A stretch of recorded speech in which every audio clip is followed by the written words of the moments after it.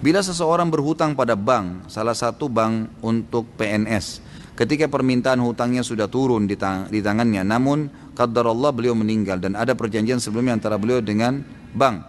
Jika si peminjam meninggal maka hutangnya dianggap lunas. Apakah pada hukum atau di hadapan Allah beliau hutangnya dianggap lunas atau menjadi tanggungan keluarga ahli warisnya? Tentu kalau pemilik piutang sudah memaafkan, ya sudah.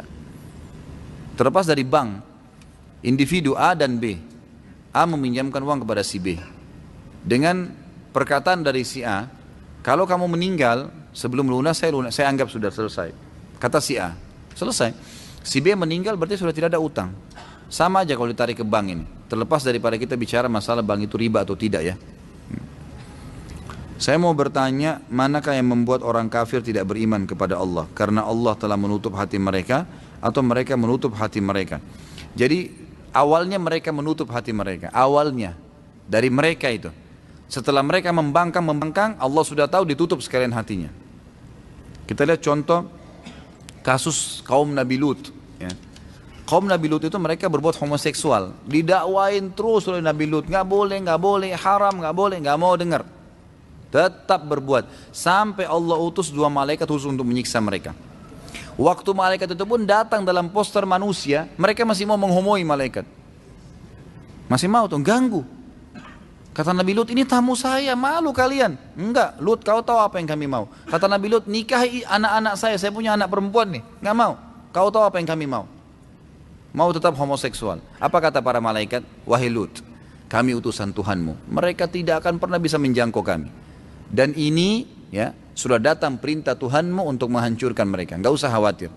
Dalam 3 hari ini mereka akan merasakan kenikmatan yang mereka sudah rasakan dunia dari makan, minum, tidur dan segalanya bercanda. Tapi setelah itu akan datang azab Allah. Kau akan keluar dengan keluargamu kecuali istrimu yang akan juga kena azab, gitu kan? Jadi di sini penyampaian yang disampaikan oleh ya, tadi Nabi Lut alaihissalam mendakwai mereka sampai akhirnya mereka menolak. Datanglah para malaikat, karena mereka sudah menolak, mereka tetap mengotot dengan itu, maka Allah akhirnya tutup hati mereka. Selama 3 hari itu sudah nggak bisa bertobat. Memang udah nggak ada lagi yang mau bertobat. Fir'aun begitu juga kan tadi kisahnya. Pada saat memang dia sudah tetap ngotot, ya sudah Allah sekalian. Jadi bermula dari dia. Apakah sah sholatnya jika sesudah mandi tidak berwudu? Karena ada yang bilang mandi itu dihitung bersuci, dan apakah ada hadisnya tentang hal tersebut? Ini ada ijtihad ya, upaya sebagian ulama dalam fikih mengatakan kalau seseorang itu mandi dan pada saat mandi dia memang menjama seluruh anggota wudunya dan dia niatkan sekalian wudu, maka sudah tidak perlu berwudu lagi. Ini pendapat. Tapi sebagian lagi, dan Allahu alam, saya bicara selalu pribadi di majelis saya pribadi lebih cenderung dengan wudu lagi. Saya pribadi, karena memang ini ijtihad, tidak mengikuti dalil, tidak ada dalil khusus masalah itu. Justru yang kita tidak pernah temukan dalil bahwasanya Nabi SAW menggabungkan antara mandi sama wudu. Artinya setelah mandi nggak wudu lagi. Seperti contoh misalnya kasus mandi junub. Mandi junub itu kan mandi ya, tapi ada wudunya tuh. Ada wudu dalam mandi itu, gitu kan? Dan ulama hadis sepakat mengatakan lebih afdal seseorang, walaupun tadi kan mandi junub cuci telapak tangan 3 kali, cuci wajah 3 kali, mencuci kemaluan 3 sampai bersih, wudu seperti wudu sholat, lalu kemudian mengambil air dengan jari-jari lalu menjama bagian sisi kanan kepala sampai terasa di kulit kepala, lalu menyiram sisi kanan tubuh, lalu kemudian menyiram seluruh tubuh, gitu kan? Sudah ada wudunya nih. Kata sebagian besar ulama hadis, setelah dia mandi junub pun tetap lebih afdal dia wudu lagi untuk sholat. Karena itu tadi wudunya wudu mandi. Jadi yang kita temukan malah dalilnya ada wudu pada saat mandi itu. Maka pendapat yang mengatakan dianggap sudah tidak ada masalah, dia sudah wudu, ya itu pendapat. Tapi dalil khusus yang menyebutkan kalau sudah mandi tidak perlu wudu lagi ini tidak pernah ada gitu. Allahu a'lam, ini yang saya ketahui. Seorang akhwat memakai cadar, apakah sah sholatnya karena hidungnya tidak menyentuh bumi karena terhalang oleh cadarnya? Gak ada masalah, gak ada masalah insya Allah. Karena memang ini pendapat ya, ulama mengatakan hidung yang dilapis dengan kain, kalau orang itu sakit kah, atau wanita itu bercadar karena takut fitnah kalau terlihat, maka itu dianggap memang hal yang tidak menghalangi antara hidung dia dengan, dianggap cadarnya itu seperti sejadahnya, gitu lah. Seperti sejadahnya, sebenarnya seperti itu ya. Maka itu dianggap tidak ada masalah. Ini pendapat sebagian ulama. Dan lebih baik kalau seorang muslimah sholat, cadarnya dibuka. Itu lebih baik. Karena memang sunnah Nabi SAW pada saat sholat wanita membuka wajah dan telapak tangannya kan gitu. Itu yang ada dalam hadis. Apa benar Ustaz ada Nabi yang mempunyai istri sampai 99? Ada. Nabi Sulaiman alaihissalam. Ada. Bahkan dalam hadis Bukhari itu disebutkan bahwasanya Sulaiman alaihissalam berkata, malam ini saya akan mengelilingi, gitu kan, mengelilingi 99 istri saya, gitu kan. Allahu a'lam yang dimaksud ini apakah istri semua atau ada selirnya, karena ini kan Nabi Sulaiman punya hukum tersendiri, bukan seperti hukum kita ya. Kemudian dia bilang, saya akan menggauli semuanya dalam satu malam dan semuanya akan melahirkan seorang mujahid. Tapi Sulaiman alaihissalam waktu itu tidak menyebutkan insya Allah, kata Nabi SAW. Maka akhirnya tidak melahirkan kecuali satu orang saja. Tidak hamil kecuali satu orang saja. Kalau Sulaiman alaihissalam mengucapkan insya Allah, maka Allah akan kabulkan. Maka Allah akan kabulkan. Jadi ada itu memang. Itu hadis Bukhari. Bagaimana hukumnya zikir memakai tasbih? Tasbih ini hadisnya sebenarnya yang membolehkan itu kembali kepada riwayat Tirmidzi yang khilaf ulama tentang kesahihannya. Umumnya ulama ada yang mendhaifkan riwayat ini.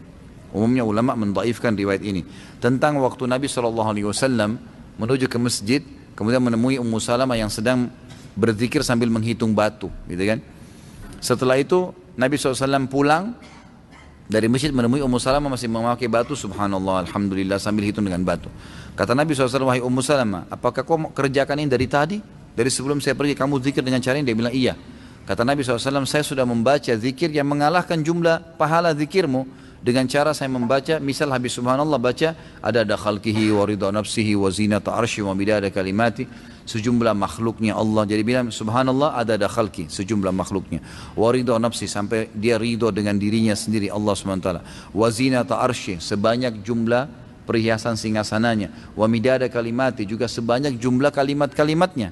Maka itu mengalahkan. Ulama yang mendhaifkan hadis ini mengatakan ini hadis yang menyebutkan tentang adanya hitungan dengan benda, bukan dengan tangan, gitu kan. Maka mereka mendhaifkan ini, mereka melemahkan, dan dengan melemahkan hadis ini, kalau hadis lemah itu tidak terlalu lemah, bukan karena ada pendusta dan tidak bertolak belakang dengan hadis sahih, hukumnya boleh dipakai dalam fadail amal, dalam amal-amal sunnah ya. Tapi ternyata pendapat pertama mengatakan ada hadis Nabi yang diriwayatkan Imam Bukhari berbunyi, tangan jari yang dipakai bertasbih itu akan menjadi saksi hari kiamat. Menjadi saksi pada hari kiamat. Maka pendapat pertama mengatakan, maka kalau dipertemukan antara hadis ini yang sahih, tasbih berhitung dengan jari menjadi saksi hari kiamat, dan ini Ummu Salamah menggunakan batu sementara hadisnya lemah, maka didahulukan yang ini, otomatis kan gitu. Maka mereka mengatakan ini lemah, tertolak dengan hadis sahih, maka itu adalah perbuatan yang bid'ah, gitu kan? Tidak dibolehkan. Pendapat kedua mengatakan tidak bentrok antara hadis pertama dengan hadis kedua, tidak bentrok, karena hadis pertama hanya menjelaskan perilaku Ummu Salamah yang menggunakan batu. Hadis kedua menyebutkan tentang lebih baiknya kalau menggunakan jari. Kalau dilihat ini tidak ada bentrok menurut pendapat ulama yang kedua, maka lebih afdal menggunakan jari, tapi tidak disalahkan kalau menggunakan tasbih. Seperti itu. Nah ini saya sudah berikan kepada anda tentang masalah khilaf ulama. Itu dilihat kondisional. Saya bahasakan afdalnya menggunakan jari. Menggunakan jari. Ini terus kita biasakan gitu kan. Tapi kita tidak boleh 100% menyalahkan orang yang menggunakan tasbih itu, karena masih ada pendapat ulama tadi yang saya sebutkan. Kalau memang bid'ah, kenapa di Mekah dari Madinah banyak sekali dijual tasbih? Terus tujuan mereka jual tasbih untuk digunakan sebagai alat apa? Bukankah tolong-menolong dalam keburukan dilarang? Tenang akhi, jangan vonis. Ini luar biasa, ini bertubi-tubi. Tenang saja ya. Sudah saya jelaskan. Bagaimana hukum mengambil uang panjar dengan kesepakatan di awal apabila pihak pembeli yang membatalkan jual beli, apa termasuk riba? Setahu saya nggak boleh, gitu kan? Tidak boleh sama sekali, kecuali dalam satu keadaan yang saya tahu. Misal kita mau beli mobil, dikasih uang panjar 2 juta, gitu kan? Ini tanda jadi ya, hukumnya boleh secara agama. Ini saya kasih tanda jadi. Tapi tanda jadi itu nggak boleh hangus kalau ya batal. Kecuali satu keadaan kata ulama. Pada saat diberikan uang 2 juta itu, memang produk itu lagi ditunggu oleh orang lain dan dia sengaja menahan. Enggak, saya pasti beli deh, gitu kan? Saya pasti beli, maka saya kasih uang panjar ini. Dalam keadaan seperti ini berarti si pembeli, si penjual telah dirugikan, gitu kan? Mesti dia sudah dapat untung tadi. Sudah dapat untung kalau dia lepas sama pembeli yang lain. Tapi karena ini nahan dan dia membatalkan sepihak, maka dia boleh mengambil panjar itu. Itu satu keadaan kalau memang dia terugikan. Tapi kalau enggak, artinya produk itu batal sama orang ini, bisa dijual sama siapa saja, ya enggak perlu. Itu masuk dalam gharar. Nanti mengambil uang yang bukan haknya. Ini masalah parade sudah saya jelaskan tadi. Bagaimana adab mengucapkan salam kepada non muslim sudah saya jelaskan tadi. Jadi jangan memulai ya, nggak boleh memulai memberikan salam pada orang non muslim. Kata Nabi SAW dalam hadis riwayat Imam Muslim, hadis sahih, jangan kalian memulai memberikan salam kepada ahli kitab. Kalau ahli kitab saja yang punya kitab dari Allah, Taurat dan Injil, mengikuti Nabi Musa dan Nabi Isa, nggak boleh kita mulai salam, apalagi orang yang bukan ahli kitab, lebih pantas untuk tidak diberikan salam. Jangan memulainya. Tapi kalau mereka berikan salam boleh kita jawab. Tapi tadi kalau salam kita ya assalamualaikum, kita mengatakan waalaikum. Tapi kalau dia bilang selamat pagi boleh dijawab dengan selamat pagi juga, nggak masalah. Tapi kita dilarang untuk memulainya. Apakah adab majlis yang Ustaz jelaskan tadi juga berlaku untuk di dalam kelas? Ya setahu saya iya. Setahu saya iya. Sama saja semua majlis, bukan cuma kelas. Tadi kan saya kasih contoh dalam majelis ilmu, kelas, lagi duduk kumpul-kumpul sama teman-teman, ya semua, dari sama keluarga berlaku sama. Apa hukumnya bekerja di BPJS ketenaga kerjaan yang telah difatwakan MUI tidak sesuai dengan syariat? Alhamdulillah fatwa MUI sudah keluar. Dan sebelum MUI keluarkan fatwa, saya sudah sampaikan di majelis saya secara khusus. Saya bilang itu tidak boleh. Itu kan dari awal saya sudah bilang. Cari tempat sumber yang lain, akhi dan ukhti. Ajal kalau datang antum akan menyesal kalau ada sedikit saja unsur yang haram. Hati-hati, gitu kan? Jadi usahakan semaksimal mungkin jangan siapin musuh hari kiamat dan jangan beratkan timbangan dosa antum hari kiamat. Minimal dengan syubhat, jangan.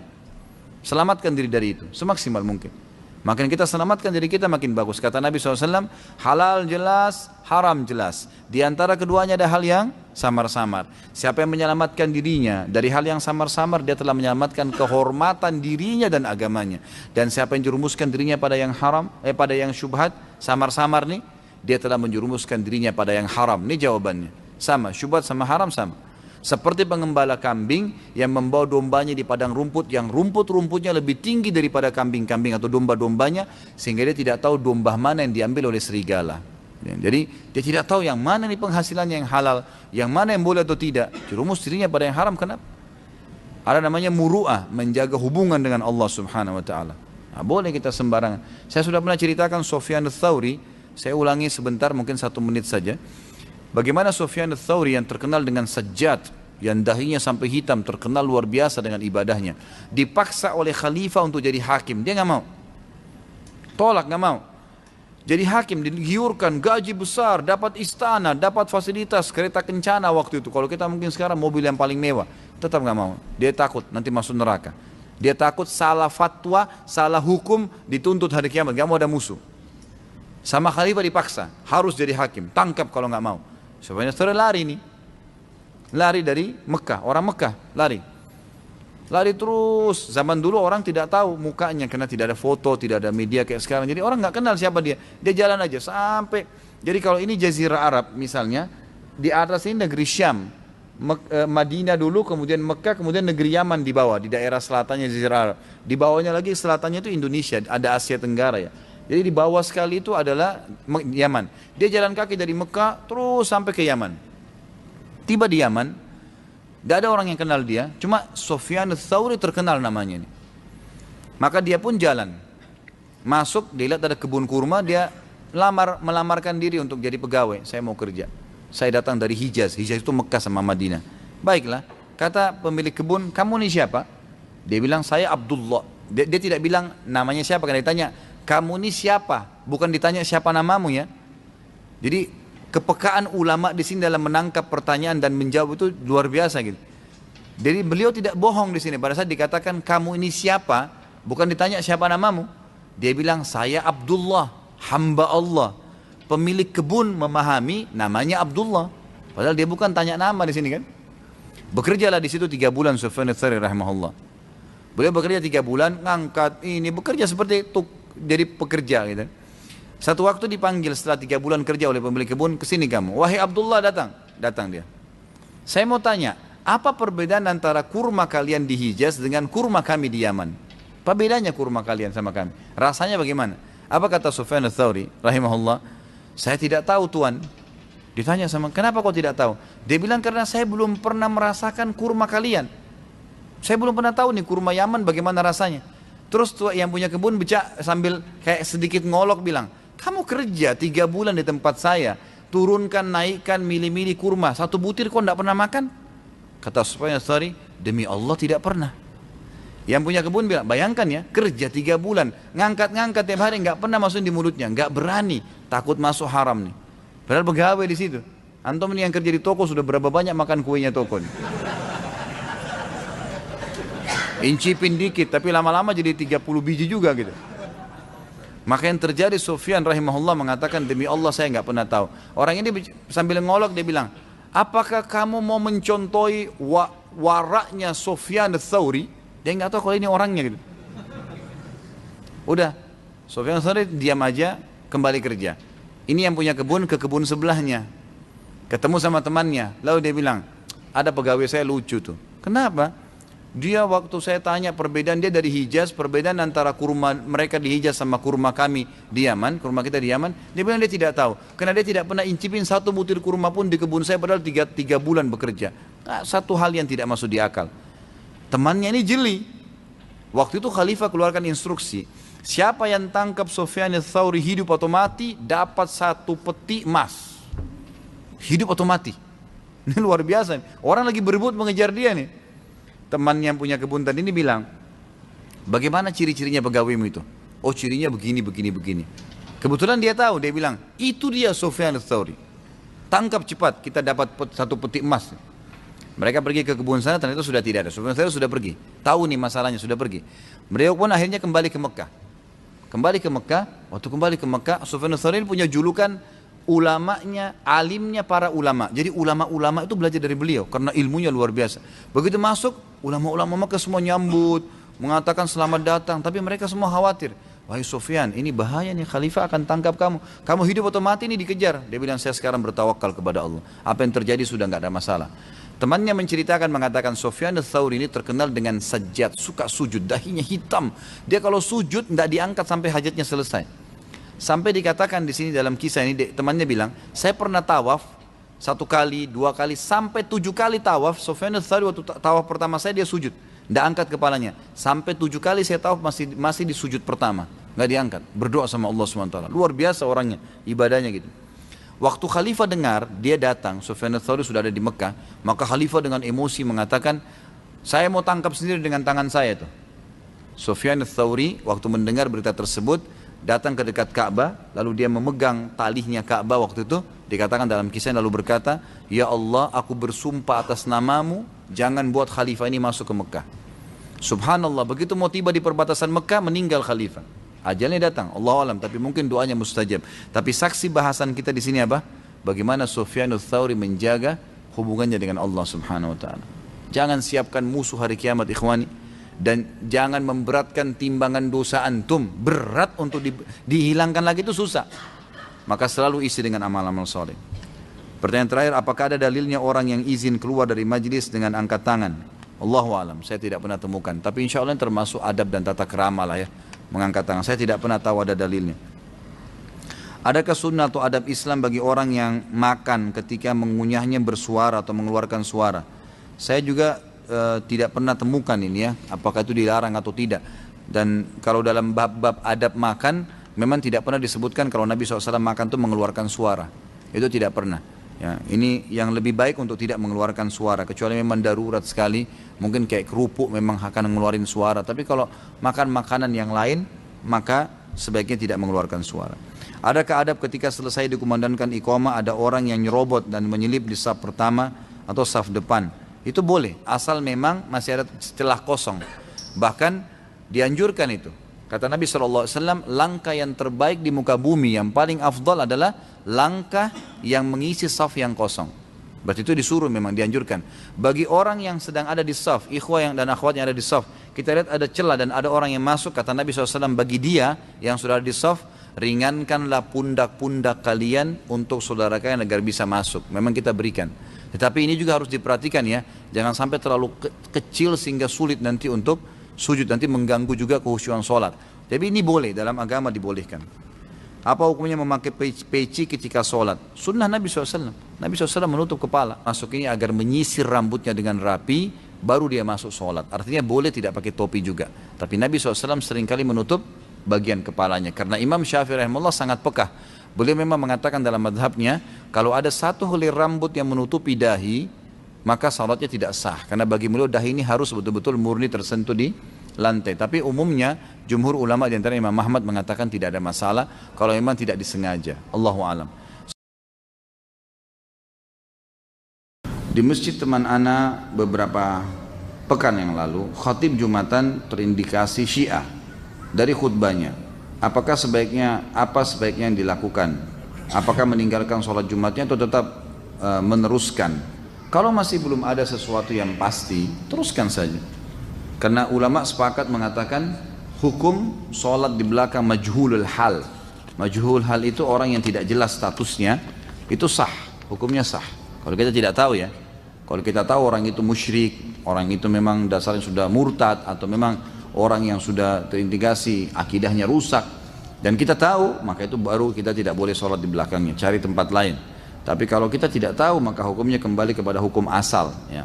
Jadi tidak perlu meninggalkan, cukup ya, kerjakan saja kembali, atau dianggap sah insya Allah. Mohon nasihat Ustaz tentang keutamaan menuntut ilmu agar kami istiqomah dan tidak melalaikan menuntut ilmu karena terlalu sibuk mencari nafkah dan rezeki. Ilmu ini akhi, ilmu syar'i hukumnya wajib. Mempelajari ilmu agama hukumnya wajib. Sekali lagi wajib. Talabul ilm, kata Nabi SAW, faridatun ala kulli muslim. Hadisnya sahih. Menuntut ilmu agama bagi setiap muslim dan muslimah wajib, bukan pilihan. Kalau ilmu umum antum punya pilihan, tapi ilmu agama nggak bisa. Baik, saya sibuk cari nafkah Ustaz. Antum tidak bisa hadir majelis ilmu. Banyak fasilitas sekarang. Pasang Walkman di kuping tuh. Dengarin. Di HP sekarang nggak usah pakai Walkman. Di HP kalau zaman dulu orang masih bawa tape recorder, ini nggak usah. Mungkin MP3, MP4 sekarang banyak alat, banyak teknologi canggih. Kita tinggal dengarkan. Di kantor lagi istirahat. Ini itu. Lagi dagang. Apa salahnya kalau diputar? Di restoran saya sekarang, saya pasangin parabola, putarin TV Roja, putarin TV Wisol, putarin TV Insan, anak-anak pegawai bisa nonton, mereka bisa nonton kalau lagi kosong. Putarin tilawah Al-Quran, mereka dengarin. Bisa nuntut ilmu, gitu kan. Jadi masih bisa nuntut ilmu, tidak ada masalah. Di rumah saya bilang sama istri saya, nyalain selalu tuh. Baik itu Wisol, baik itu Roja, baik itu Insan, putarin. Jadi maaf teman-teman saudara-saudara muslimah yang membantu kami di rumah, itu juga mendengarkan, jadi mereka sambil kerja mereka dengar manfaat ilmu, harusnya begitu. Karena memang jangan sisihkan ikhwani dan akhwati, jangan lewatkan satu hari tanpa ilmu, ini saran saya. Karena ilmu itu satu-satunya tangga untuk menambah iman. Dan kalau iman sudah terasa, kayak antum sudah rasakan iman, itu luar biasa. Gejolak dalam hati itu untuk selalu semangat ibadah itu luar biasa. Karena tangganya ilmu akan datangkan iman, iman datangkan amal soleh. Nggak bisa orang tiba-tiba rajin ibadah tanpa iman, nggak bisa orang beriman tanpa ilmu. Jangan lewatkan satu hari tanpa ilmu. Saya sudah pernah berbagi pengalaman kan. Saya kalau lagi pergi pengajian 2 jam nih, kayak gini saya duduk 2 jam pengajian. Antara perjalanan pun itu saya gunakan berzikir atau ngulangin Al-Quran, atau saya dengarkan ceramah. Baik ceramah saya sendiri yang sudah ada, atau saya dengarkan ceramah para masyayikh atau teman-teman dai yang lain, saya dengarin ceramahnya mereka. Jadi kita isi. Setelah itu saya masuk majelis ilmu, saya ceramah 2 jam. Jadi saya merasa terus tercas tuh. Karena kalau terus kita didampingi dengan ilmu, terus terkontrol gitu kan. Bertambah ilmunya, Kita bertambah imannya, lebih semangat beramal saleh. Jadi jangan lewatkan. Jangan lewatkan hari tanpa ilmu. Sekali lagi, dengarin, selalu dengar. Sibukkan diri dengan itu, dari pengajian ke pengajian, dari pengajian ke pengajian.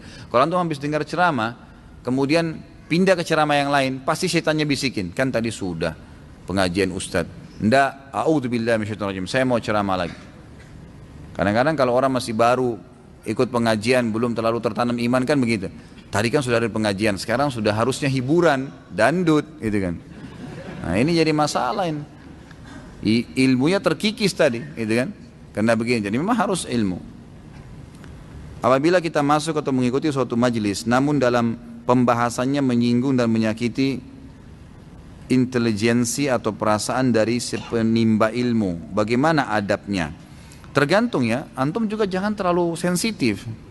Kan itu. Jangan ustadznya lagi bahas masalah riba, wah ini ustadz nyorotin saya nih. Padahal tidak dikenal antum, tidak dikenal. Jangan sampai tadi tersinggung nih gara-gara saya bahas riba nih. Antum jangan terlalu sensitif gitu kan. Ada di pengajian orang baru cerai, ustadznya belum bicara masalah cerai itu begini, wah ini ustadz tahu saya. Dari mana gini, nggak ada yang ngerti. Kan gitu. Ini jangan sensitif. Kalau memang dia sengaja, insya Allah setahu saya kalau dai itu mengikuti sunnah Nabi nggak mungkin. Saya rasa jauh, kecuali dia bukan penuntut ilmu ya. Dia tahu ada yang hadir lalu disinggung-singgung, itu nggak mungkin. Nabi SAW, kami ini tahu adabnya kalau sedang menegur seseorang. Nabi SAW ajarkan kepada kami, kiai kami, guru kami, Muhammad SAW mengajarkan bahwasanya beliau kalau mau menegur orang tidak menyebutkan nama, cuma mengatakan kenapa ya ada orang seperti ini. Tapi Nabi pernah menyinggung dalam majelis tuh. Karena pernah ada pengumpul zakatnya Nabi SAW, ada namanya seorang sahabat, tapi Nabi, dan dia bilang kebetulan habis ngumpul zakat, dia datang ke Masjid Nabawi, lalu dia bilang, nih zakat kalian yang sudah saya kumpulin, ini bagian saya nih. Artinya ini saya dapat nih dikasih orang. Lalu Nabi SAW naik langsung ke mimbar, orang itu masih duduk di situ bersama dengan sahabat-sahabat yang lain. Setelah tahmid dan salawat beliau mengatakan, kenapa ya? Ada orang yang saya tugaskan mengumpulin zakat, dia mengatakan ini zakat kalian dan ini punya saya. Kalau memang betul dia punya bagian, semestinya dia tidak usah bertugas mengumpulin zakat. Duduk di rumahnya zakatnya akan datang kok. Ya, artinya tidak boleh perbuatan seperti ini gitu kan. Tidak ada ceritanya mau terima bayaran gara-gara ngumpulin zakat, lalu dipisahin dari uang yang tadinya berkumpul, itu nggak mungkin. Hanya memunculkan kecurigaan dan segalanya gitu. Jadi di sini Nabi SAW ajarin boleh menyinggung tapi tidak menyebutkan nama gitu kan. Tapi insya Allah setahu saya ya umumnya kalau ada pertanyaan atau ada antum hadir di majelismu jangan terlalu sensitif. Insya Allah tidak ada maksud tujuan untuk menyinggung atau menyakiti. Kalau betul-betul ustadz itu tuh selalu kalau antum hadir taunya nyinggung si fulan, apalagi nyebut namanya orang, saya sarankan jangan hadir. Udah ganti ustadznya udah. Nggak perlu, karena akan bermasalah, akan ada masalah, akan muskilah di situ nanti. Karena dia akan terus-menerus menjadikan itu sebagai perilakunya. Ada memang sebagian orang begitu, subhanallah. Mungkin tidak bertakwa sama Allah, dia sering anggap itu nggak apa-apa, sering selalu menyalah-nyalahkan orang. Dan ini konsepnya tidak benar. Allahu a'lam. Menurut saya ini lebih baik jangan ada lah, ya jangan ada. Termasuk juga sekalian saya ingatkan teman-teman kalau hadir di sebuah majelis, yang majelis itu dari awal pertemuan sampai akhir mungkin ilmunya cuma 10%, sisanya cuma nyalain orang. Seperti sekarang ada istilah tahdzir, ingatin ini nggak boleh, ini nggak boleh, ini nggak boleh, sesat, ini sesat. Ya akhi, daripada ente bilang ini sesat, lebih baik ingatin umat tuh, kukunya masih panjang yang hadir tuh. Mungkin dia masih belum betul wudunya, mungkin masih belum betul sholatnya. Sibukkan mereka muslim ini dengan ibadah, maka secara otomatis dia akan nanti tinggalkan yang buruk gitu kan. Itu lebih baik. Allahu a'lam. Adab ketika tempat duduk kita diambil oleh orang lain dalam suatu majelis. Ya kalau antum ikhlaskan silahkan, itu dapat berpahala insya Allah. Tapi kalau antum punya hak ya, datang dan mengatakan maaf ini tempat duduk saya, itu kita punya hak. Tapi kalau dia tetap tidak mau ya sudah, karena dalam Islam kita dilarang bertengkar ya. Tidak boleh bertengkar. Yang sudah kita bahas pada saat dosa besar, kalau tidak salah yang keberapa tuh 65 yang masalah berdebat. Udah nggak perlu. Kata Nabi SAW dalam hadis yang sahih, saya akan menjadi pemimpin di tingkat pertama surga. Masih ingat hadisnya itu ya? Tingkat pertama surga. Jadi artinya kita akan bertetangga dengan Nabi SAW. Bagi orang, nanti satu camp sama saya itu, satu komplek. Bertetangga dengan Nabi SAW di awal surga, bagi orang yang meninggalkan perdebatan, pertengkaran walaupun dia benar. Udah kita sudah bicara ini maaf tempat saya. Oh tapi kan gini-gini. Ya sudah pindah aja sebelah. Gak usah ngotot-ngototan untuk apa. Nanti kalau kita ngotot nyerobot masuk akhirnya sholat. Wah injak-injakan kaki. Wah tambah tidak khusyuk sholat. Itu apa masjid masih luas alhamdulillah gitu.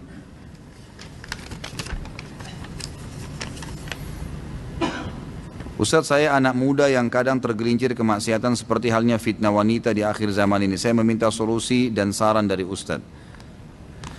Memang wanita itu fitnah, disebutkan dalam hadis. Fitnah bagi memang orang yang menyibukkan diri dengan kaum wanita, kata ulama. Jadi memang dia sering memang sengaja menjerumuskan dirinya di situ. Misal sengaja masih membuka diri kalau ada perempuan yang mau kenalan dibuka. Karena Allah mengatakan wala taqrabuz zina, jangan dekatin zina, jangan mulai SMS, jangan mulai WhatsApp, jangan mulai kenalan. Kalau sudah mau nikah minta sama Allah, ya Allah tunjukin saya wanita yang baik ya Allah. Insya Allah Allah akan petunjuk. Nanti tiba-tiba ada kecenderungan, ada cocok dan seterusnya. Bukan saja, karena kalau kita buka percuma. Kalau kita tetap membuka pintu itu akan jadi masalah. Laki-laki juga sebenarnya fitnah bagi perempuan ya, bagi perempuan yang membuka dirinya pada fitnah itu. Sama bahasa saya gitu kan. Jadi saran saya yang pertama adalah antum tutup semua fasilitas yang berhubungan dengan lawan jenis ini, apapun sifatnya. Misalnya interaksi yang sering terjadi, tontonan yang sering menonton, itu memang harus ditutup. Itu yang pertama, tutup dulu. Jadi kalau rumah kita ada yang lubang sehingga angin masuk dan kita rasa dingin, apa yang antum lakukan pertama? Pakai selimut atau tutup lubang dulu? Tutup lubang dulu. Kalau antum pakai selimut masih dingin karena masih terbuka, tutup dulu itu pintu maksiat. Antum leluasa nanti biar nggak pakai selimut nggak apa-apa, ibadahnya enak tuh, berhentiin dulu itu, karena ini bahaya nih, ini virus berbahaya, gitu kan? Jadi memang harusnya begitu, tutup semua fasilitas itu, jangan ada. Kemudian kalau memang antum sudah sampai pada tingkat merasa akan terjerumus pada perzinahan karena gejolaknya syahwat, kalau sudah punya kemampuan secara kejiwaan menikah dan menikah dengan orang yang sepadan. Sepadan ini artinya bisa jalan, sejalan, postur tubuhnya, paras wajahnya tidak jauh, keadaan ekonominya tidak jauh, jenjang pendidikannya tidak jauh. Jadi sepadan, bisa masuk tuh, komunikasinya masuk. Saya pernah kasih contoh, jangan ikhwah gaji 3 juta, nikah sama akhwat yang kosmetikanya 10 juta. Nggak bakal nyambung, habis uang antum itu gitu kan, nggak bisa. Jadi harus cari yang sepadan, nikah dengan yang sepadan. Kalau juga belum punya kemampuan, oh saya masih kuliah Ustaz, saya masih belum bisa. Oh saya masih baru kerja 2 bulan, pengen 1 tahun dulu baru nikah. Baik, sunnah Nabi SAW berpuasa.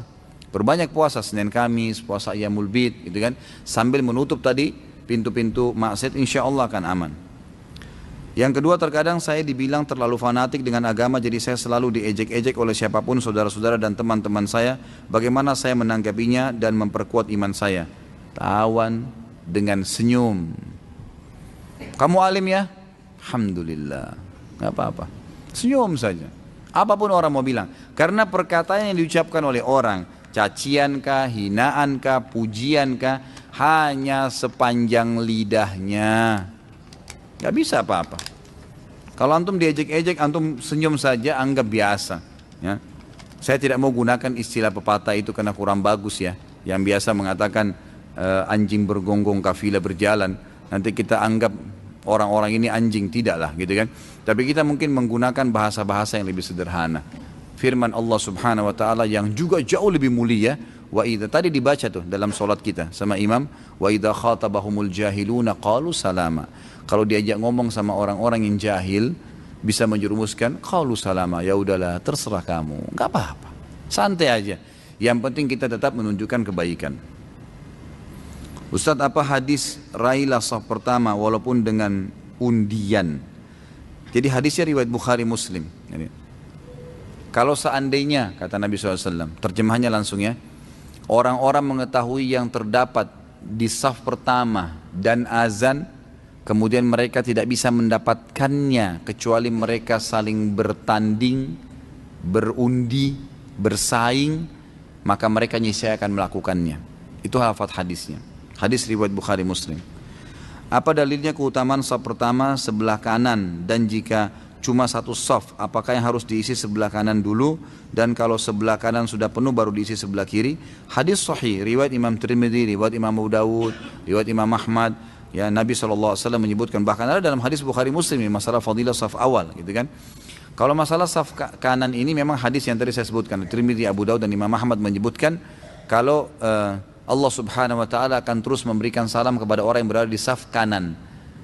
Dalam riwayat Bukhari disebutkan beberapa sahabat berkata, kami sangat senang berada di sebelah kanan Nabi SAW, sebelah kanan saf, karena sering kali beliau kalau mengatakan istawu, menghadap ke sebelah kanan saf, gitu kan.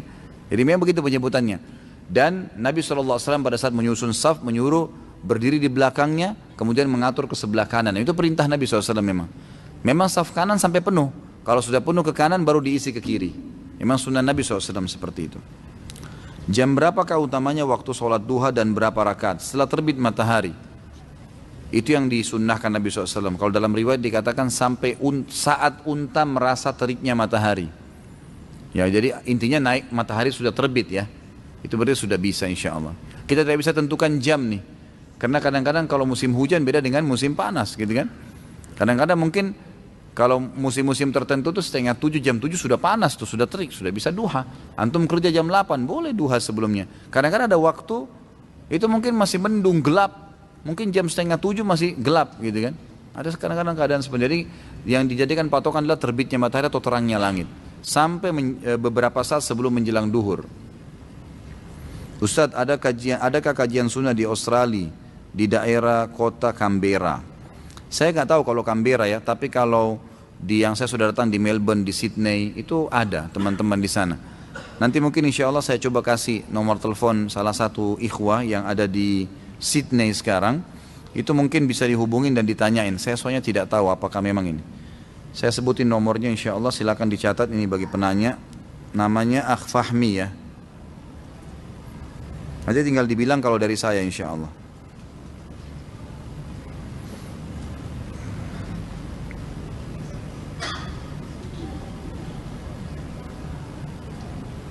Atau bisa ditanyakan ke saudara Akh Faris, nomornya +61 44 9-nya 3 kali 8728 +61 44 93 kali 8728.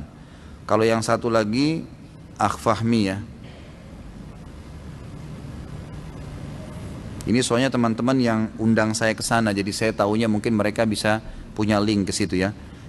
Kalau saudara Fahmi ini +61 42 037 5664 +61 42 037 5664. Sebab Canberra saya tidak tahu ini. Tapi mungkin yang paling dekat dengan Canberra kalau tidak salah Sydney ya. Jika di tempat kita atau luar negeri tidak terdengar suara azan, berdosakah jika seorang laki-laki sholat di rumahnya berjamaah dengan teman-temannya karena tidak terdengar azan? Kalau yang saya tahu tidak terdengar azan di sini maksudnya memang karena tidak ada masjid atau terlalu jauh untuk dijangkau dan tidak terdengar, ini insya Allah tidak apa-apa.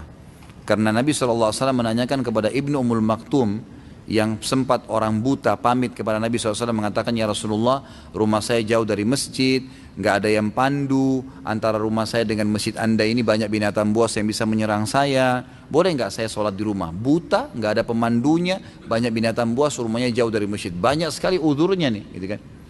Maka kata Nabi SAW awalnya, silahkan sholat di rumahmu. Begitu dia mau keluar dari masjid, turun wahyu. Jibril AS datang menyampaikan. Lalu Nabi SAW panggil dia tuh, dipanggil. Ini kebetulan muadzinnya Nabi SAW. Dia sama Bilal, dua-duanya ini muadzin, Ibnu Ummul Maktum. Maka kata Nabi SAW, atas maun nida, kau dengar nggak azan dari rumahmu? Dia bilang, iya ya Rasulullah. Kata Nabi, idzan ajib. Kalau gitu jawab azan itu. Berarti kasuistiknya mendengar azan tolak ukurnya. Tapi ulama merincikan lagi. Kalau azan ini tidak didengar, dalam arti kata memang masjid terlalu jauh, kita nggak tahu alamatnya, gitu kan? Tidak tahu juga mungkin kalau ke sana ada sholat jamaah atau tidak, maka itu boleh-boleh saja. Tapi kalau tidak didengar seperti kasus di Australia karena memang tidak boleh mic keluar, maka ini bukan udzur, gitu kan? Karena memang tidak mungkin kita bisa dengar azan di jalanan kalau di Australia. Karena memang tidak boleh, dilarang di dalam ya, suaranya. Maka ini bukan udzur. Kalau kita berjualan kepada orang yang penghasilannya dari hasil riba, bank konvensional, gitu kan.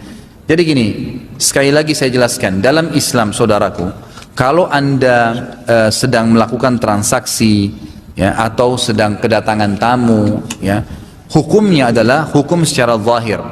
Hukumnya adalah hukum secara zahir. Jadi kita tidak perlu menanyakan, kamu ini sebenarnya halal nggak sih pendapatan kamu makan di restoran saya? Kamu halal nggak sih pendapatan kamu sehingga kamu beli ya ini HP saya? Itu nggak perlu, kan gitu.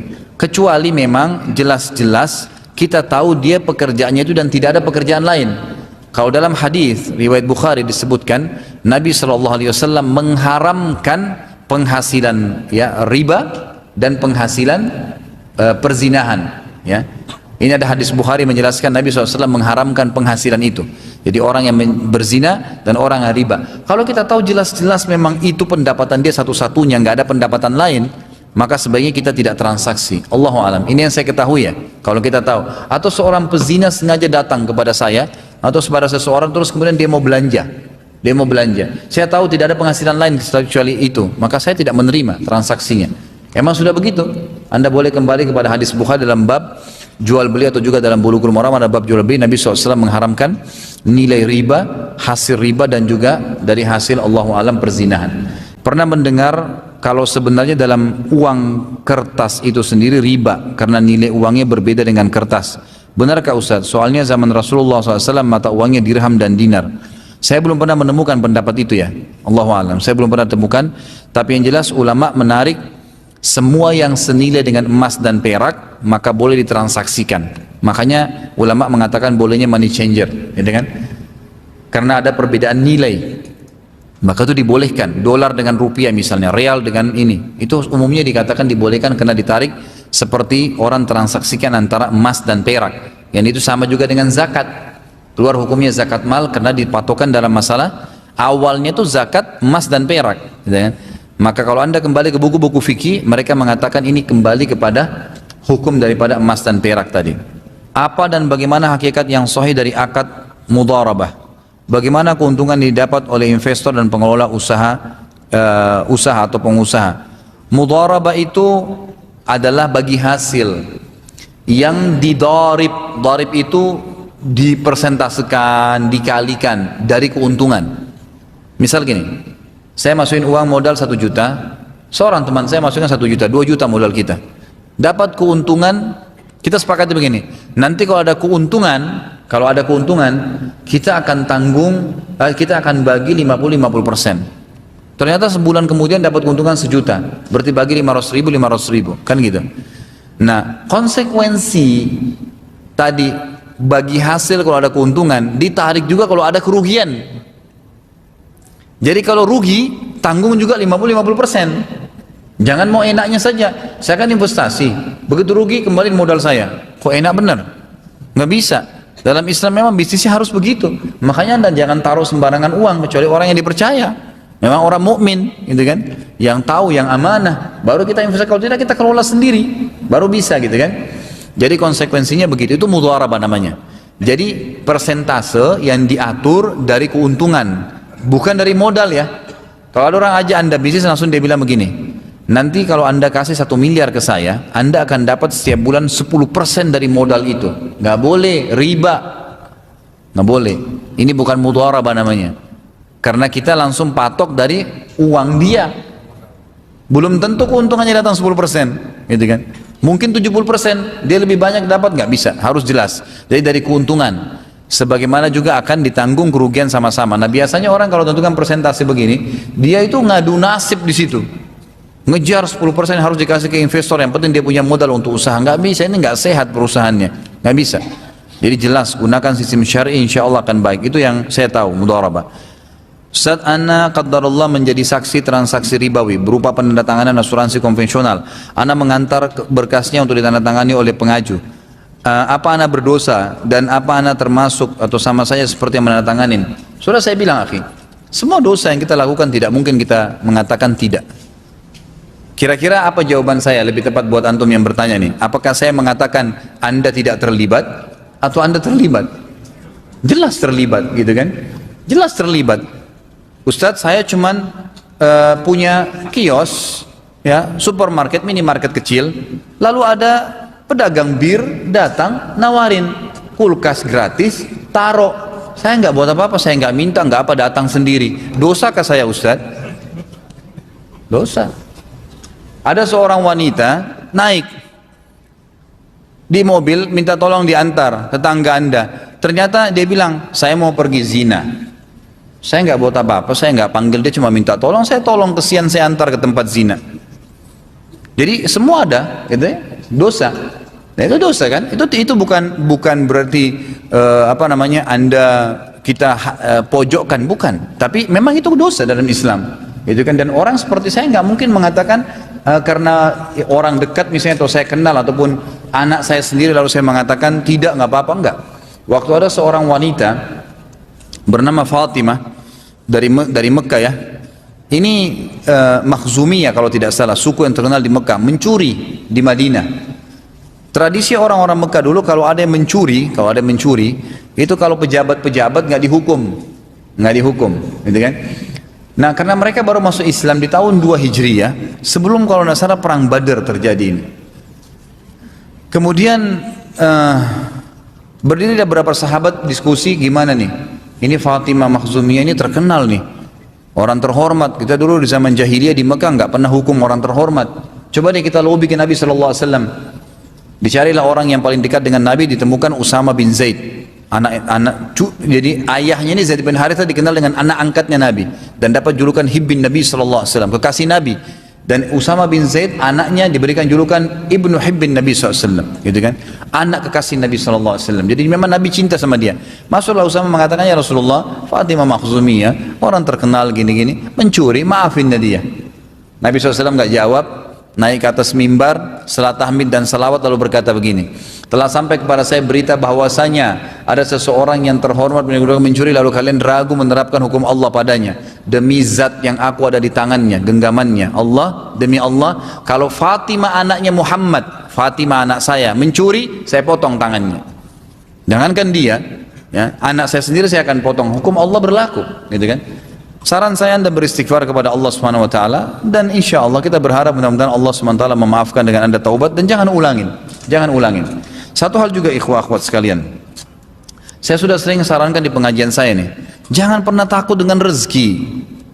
Anda kerja di sebuah tempat haram, Ustaz saya kalau berhenti saya nggak tahu mau berikan makan diri saya apa, keluarga saya apa. Subhanallah, ya. Sekali lagi kita terkurung di bingkai kehidupan yang kita buat sendiri. Tadi kalau saya tidak nikah sama orang ini saya gila, kalau saya tidak kerja di sini saya nggak bisa makan. Kenapa? Anda waktu bayi di rahim ibu Anda nggak pernah pikir makan dari mana? Pernah tanya nggak? Makan dari mana? Waktu kita kecil korek-korek ayah kita, ibu kita beliin mainan, beliin baju, kita nggak pernah tahu dari mana uang mereka dapatkan. Kenapa? Sekarang sudah jadi sarjana, ketakutan rezekinya, gitu kan? Pindah akhi, cari kerja tempat lain. Allah SWT memberikan rezeki semut yang ada di lubangnya. Anda orang beriman pada Allah lalu takut, kenapa bisa? Nabi SAW menjamin dalam hadis riwayat Muslim, man taraka syai'an lillah abdalahu khairan min. Siapa yang meninggalkan sesuatu karena Allah, Allah pasti gantikan lebih baik untuknya. Jelas itu, harus yakin, gitu kan?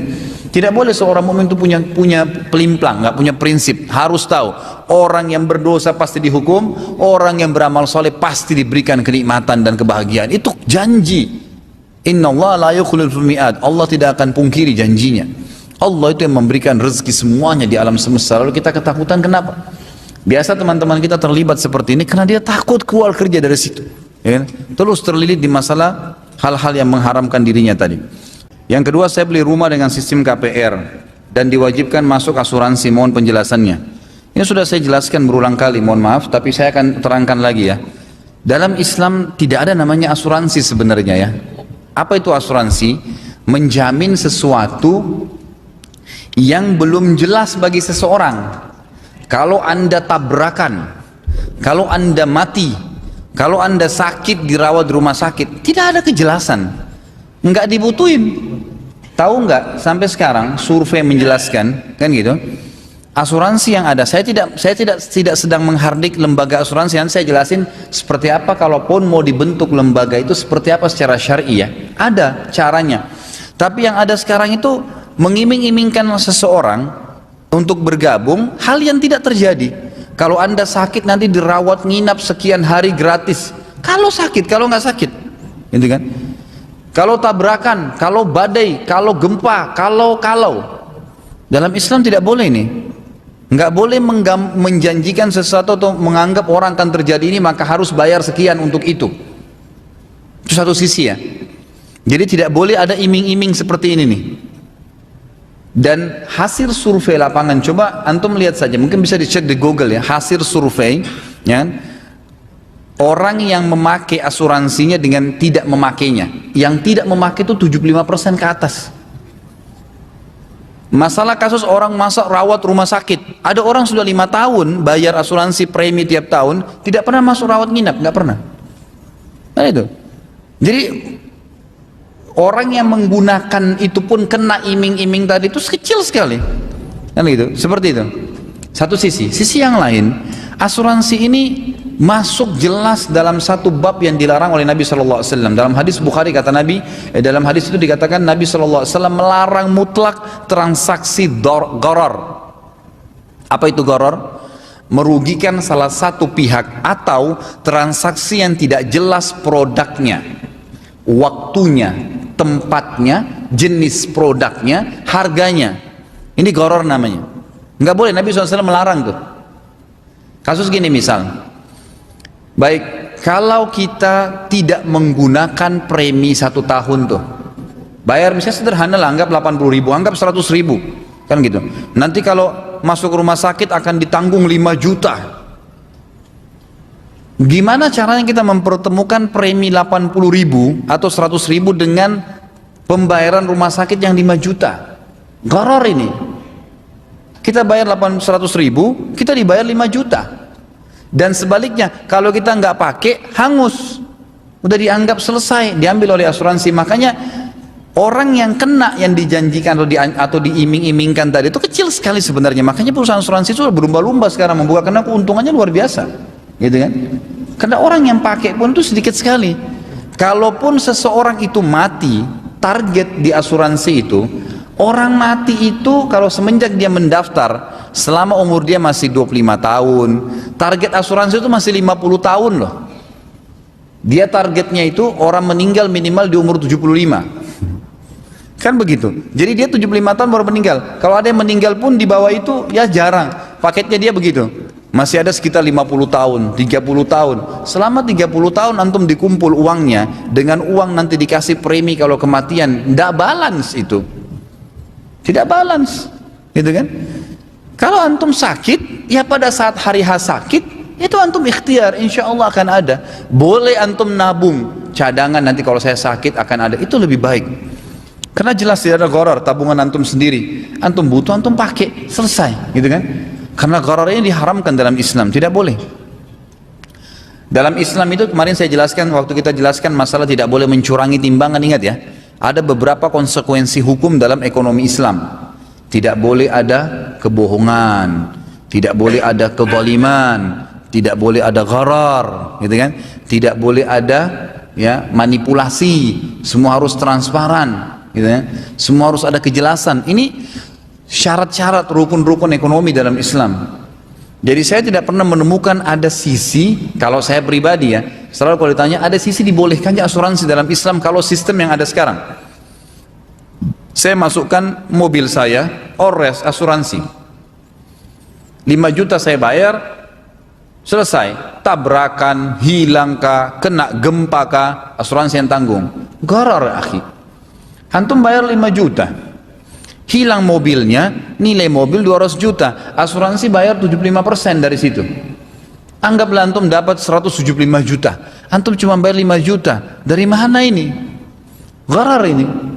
Ini sama dengan riba. Kita bayar sekian, kita dapat sekian, kan gitu. Dan iming-imingnya tadi kalau hilang, ya gitu. Banyak loh terjadi kasus di lapangan ini, orang sengaja menghilangkan mobilnya. Ada terjadi itu. Sengaja dia menghilangkan mobilnya, parkir sembarangan, sengaja nggak dikunci, hilang. Tuntut asuransi. Mobilnya kan sudah berjalan berapa tahun nih? Setiap tahun dia kasih 5 juta untuk ores. 4 tahun dia ikut, 5 tahun dia ikut. 5 kali 5 tahun, itu berarti 25 juta dia keluarin. Mobilnya pada saat dia beli 250 juta, 5 tahun kemudian sudah turun 40%. Asuransi siap mengganti 75%. Hilangin mobilnya. Asuransi ganti mobil baru. Gharar, manipulasi, kezaliman, tumpuk-tumpuk semua ini, gitu kan? Dari mana ini? Nggak bisa, dalam Islam tidak boleh itu. Jelas tidak boleh. Jadi makanya kita harus lebih berpikir, lebih jernih ya berpikir. Sekarang yang jadi masalah, semoga Allah angkat ya, di negara kita ini asuransi sudah masuk ke semua lembaga, gitu kan?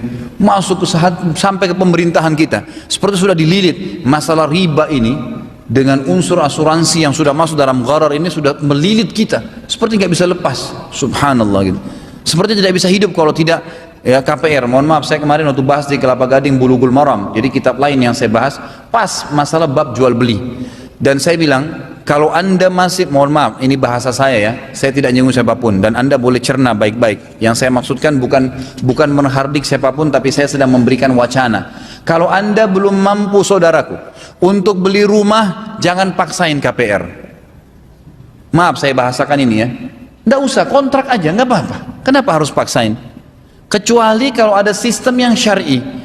Kita terlibat dalam masalah ribawi. Kalau kita terlambat bayar 1 bulan kena bunga sekian. Jangan bilang, oh cuma sekian persen. Tidak bisa. Riba kata Nabi SAW 73 tingkatan. Terendahnya seperti seseorang menzinai ibunya sendiri.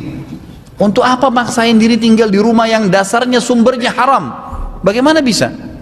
Pasti akan ada konsekuensi hukum tuh. Nanti ribut suami istri, rumahnya jadi nggak enak, masuk pencuri, macam-macam. Kenapa harus paksain? Kenapa sih kalau kontrak? Nggak ada masalah. Di dunia ini memang begitu, orang kontrak, orang beli, ya, orang sewa biasa. Nanti di surga antum abadi, nggak masalah. Dunia memang begitu sifatnya. Jangan paksain di atas kapasitas kita, gitu kan? Makanya dalam pepatah Basar berkatakan, semoga Allah merahmati, atau Allah selalu merahmati seorang hamba. Dalam pepatah Basar berkatakan, yang selalu tahu kadar dirinya. Kapasitas kita ada. Kapasitas saya bisa beli ini, ya udah nggak usah beli yang itu. Emang sudah begitu.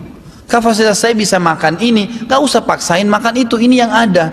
Kalau ada orang saudaraku bilang saya nggak bisa makan kecuali ayam goreng, di depannya ada tempe, nggak enak makan tempenya nanti, gitu kan? Ini yang ada sekarang. Bismillah, makan selesai. Satu waktu ada waktu bisa makan ayam, selesai, ringankan. Begitu kehidupan orang mukmin. Jangan paksain diri. Sampai ada seorang ibu bilang, Ustadz, kalau begitu saya tidak bisa beli rumah. Itu perkataan anda. Nanti beberapa tahun akan datang, rumah akan naik. Ini yang jadi masalah nih. Nanti, masa depan dibicarakan sekarang. Gimana caranya? Siapa yang tahu nanti itu 5 tahun kemudian, yang pada saat anda cicil, ternyata 5 tahun kita sudah kaya raya, bisa beli 10 rumah seperti itu. Kita nggak tahu. Kan gitu. Jadi jangan kurung diri kita di bingkai kehidupan yang kita buat sendiri. Yang sering saya bilang, saya kalau tidak minum kopi pagi hari kepala saya pusing. Ya pusing benar kalau nggak ada kopi. Tapi kalau ada susu, ada air, ada teh, minum saja, nggak usah jadi masalah. Harus kopi nggak bisa. Saya kalau tidak nikah sama orang ini saya gila benar, gitu kan? Masih banyak hamba Allah yang lain, kenapa harus dia? Nggak bisa, tidak cocok ya sudah, gitu kan? Orang mukmin mudah saja hidup di dunia, karena dunia cuma sebentar. Baik, lalu bagaimana bentuk asuransi sebenarnya? Kalaupun ada, kita paksakan kalimat ini. Sebagian ulama menulis namanya syarikatut ta'min dalam bahasa Arab. Tidak boleh ada gharar, sama konsekuensi. Tidak boleh ada kezaliman, tidak boleh ada riba, nggak boleh ada manipulasi. Semua ada kejelasan masalah ini. Kalau saya punya perusahaan asuransi, lalu saya mengambil, misal kita ambil konsekuensi asuransi mobil tadi, masalah 5 juta dibayar per bulan, per tahun misalnya preminya ores. Baik. Pada saat tabrakan mobil itu, mobil anda ikut asuransi saya, 5 juta uang sudah di-store ke saya, tabrakan kena biaya 3 juta. Anda lapor kepada saya, ini Pak, mobil saya tabrakan. Baik, saya bilang bawa ke bengkel A. Saya tunjuk sebagai kantor asuransi. Bengkel A, bengkel ini berkualitas. Datang ke sana, nilai biayanya sekitar 3 juta. Baik, lapor 3 juta. Asuransi ini harus bertanya kepada orang yang punya duit, mau nggak biaya 3 juta nih? Oh mau, konsekuensinya apa? Nanti akan dikasih bagus, ini jaminan. Baik, maulah. Berarti nanti dibuatin kwitansi bahwasanya dari 5 juta uang dia sudah dipakai 3 juta. Sisa 2 juta loh uangnya ini. Kalau 3 bulan kemudian tabrakan lagi, kena lagi 3 juta, Anda punya kewajiban membayar 1 juta tambahan. Mungkin Anda tanya kepada saya, lalu apa keuntungannya kalau gitu saya ikut asuransi? Keuntungannya karena Anda ditunjukkan bengkel yang bagus, yang berkualitas. Asuransi untung dari mana? Dapat diskon dari bengkel karena punya dapat nasabah. Ini yang boleh secara syar'i. Nggak ada masalah. Ya, tidak ada kezaliman, tidak ada manipulasi, tidak ada gharar merugikan pihak. Ini yang boleh. Allahu a'lam. Jadi saya tidak tahu ya. Kemarin akhirnya ada orang yang bertanya sama saya mungkin seperti ini. Bagaimana kalau seandainya sudah diwajibkan, karena sudah terlanjur KPR tadi, kemudian diwajibkan asuransi, ini sudah terlilit dalam masalah itu. Saran saya Allahu a'lam, jadi kita berlepas diri dari situ. Kalau sudah terlanjur ada ribawi, tadi KPR kita jalankan dengan sistem ribawi, maka jalankan yang ada. Kalau kita punya kemampuan lunasi, kalau tidak jalankan yang ada sambil istighfar kepada Allah dan jangan buka pintu baru lagi. Ini saya sarankan, Bapak yang bertanya bisa kembali ke dosa besar ya, yang ketujuh kalau nggak salah ya itu, yang masalah riba itu. Sebentar saya lihatin dulu. Iya, yang ketujuh. Halaman 31 ini. Maaf Pak, yang bertanya bisa dipegangin dulu. Ini Pak, coba dilihat dulu dalilnya itu ya. Dosa besar ketujuh, halaman 31.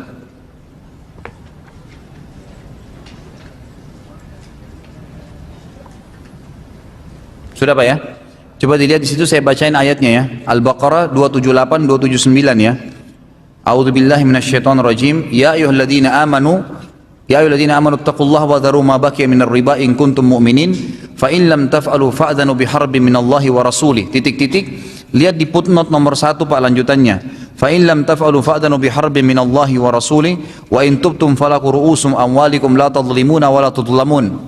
Lihat footnote Pak ya, di bawah sekali. Footnote nomor 1 saya baca terjemahannya. Maka jika kamu tidak mengerjakan atau meninggalkan sisa riba, artinya sudah terlanjur riba nih, kan gitu.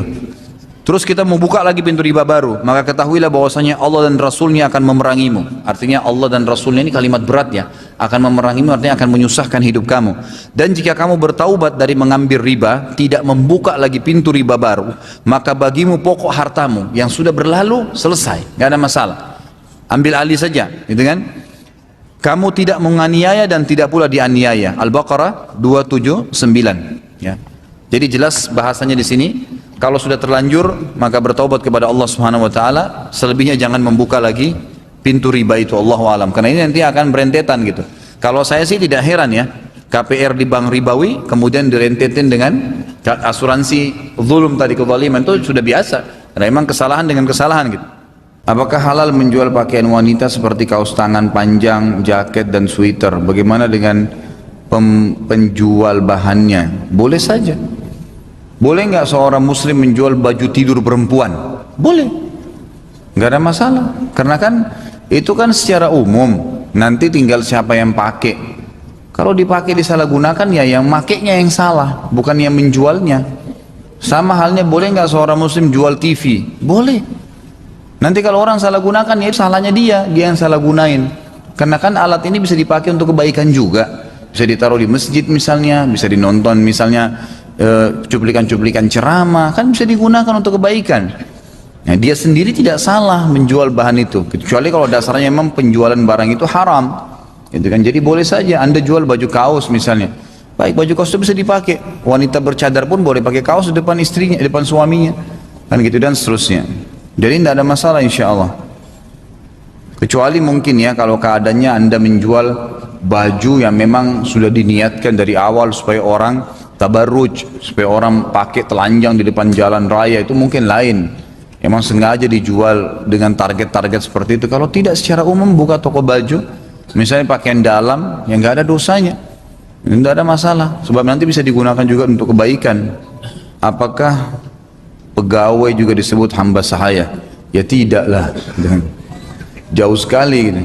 Makanya dari awal saya katakan kan, hamba sahaya itu didapatkan dari peperangan. Jadi nggak ada pegawai, nggak ada hubungannya dengan hamba sahaya. Nanti ini jangan disalahgunakan nih.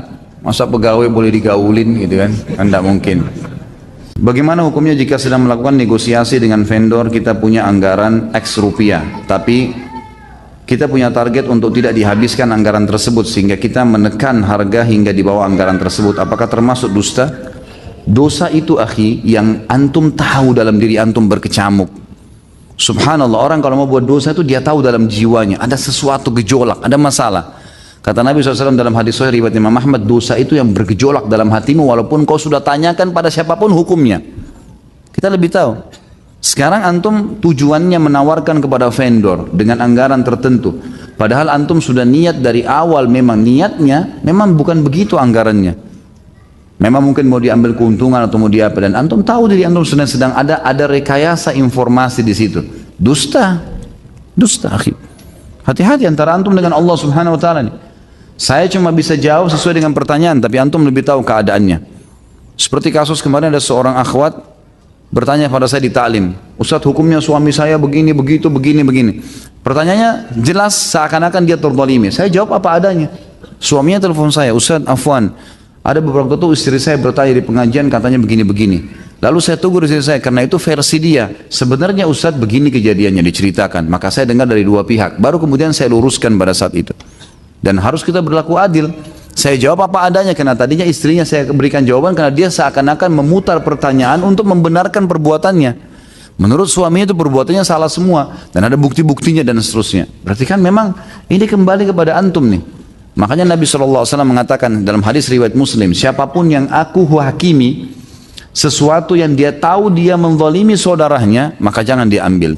Karena kalau dia ambil, maka berarti saya sedang memasukkan sebagian anggota tubuhnya atau ke dalam tubuhnya api neraka.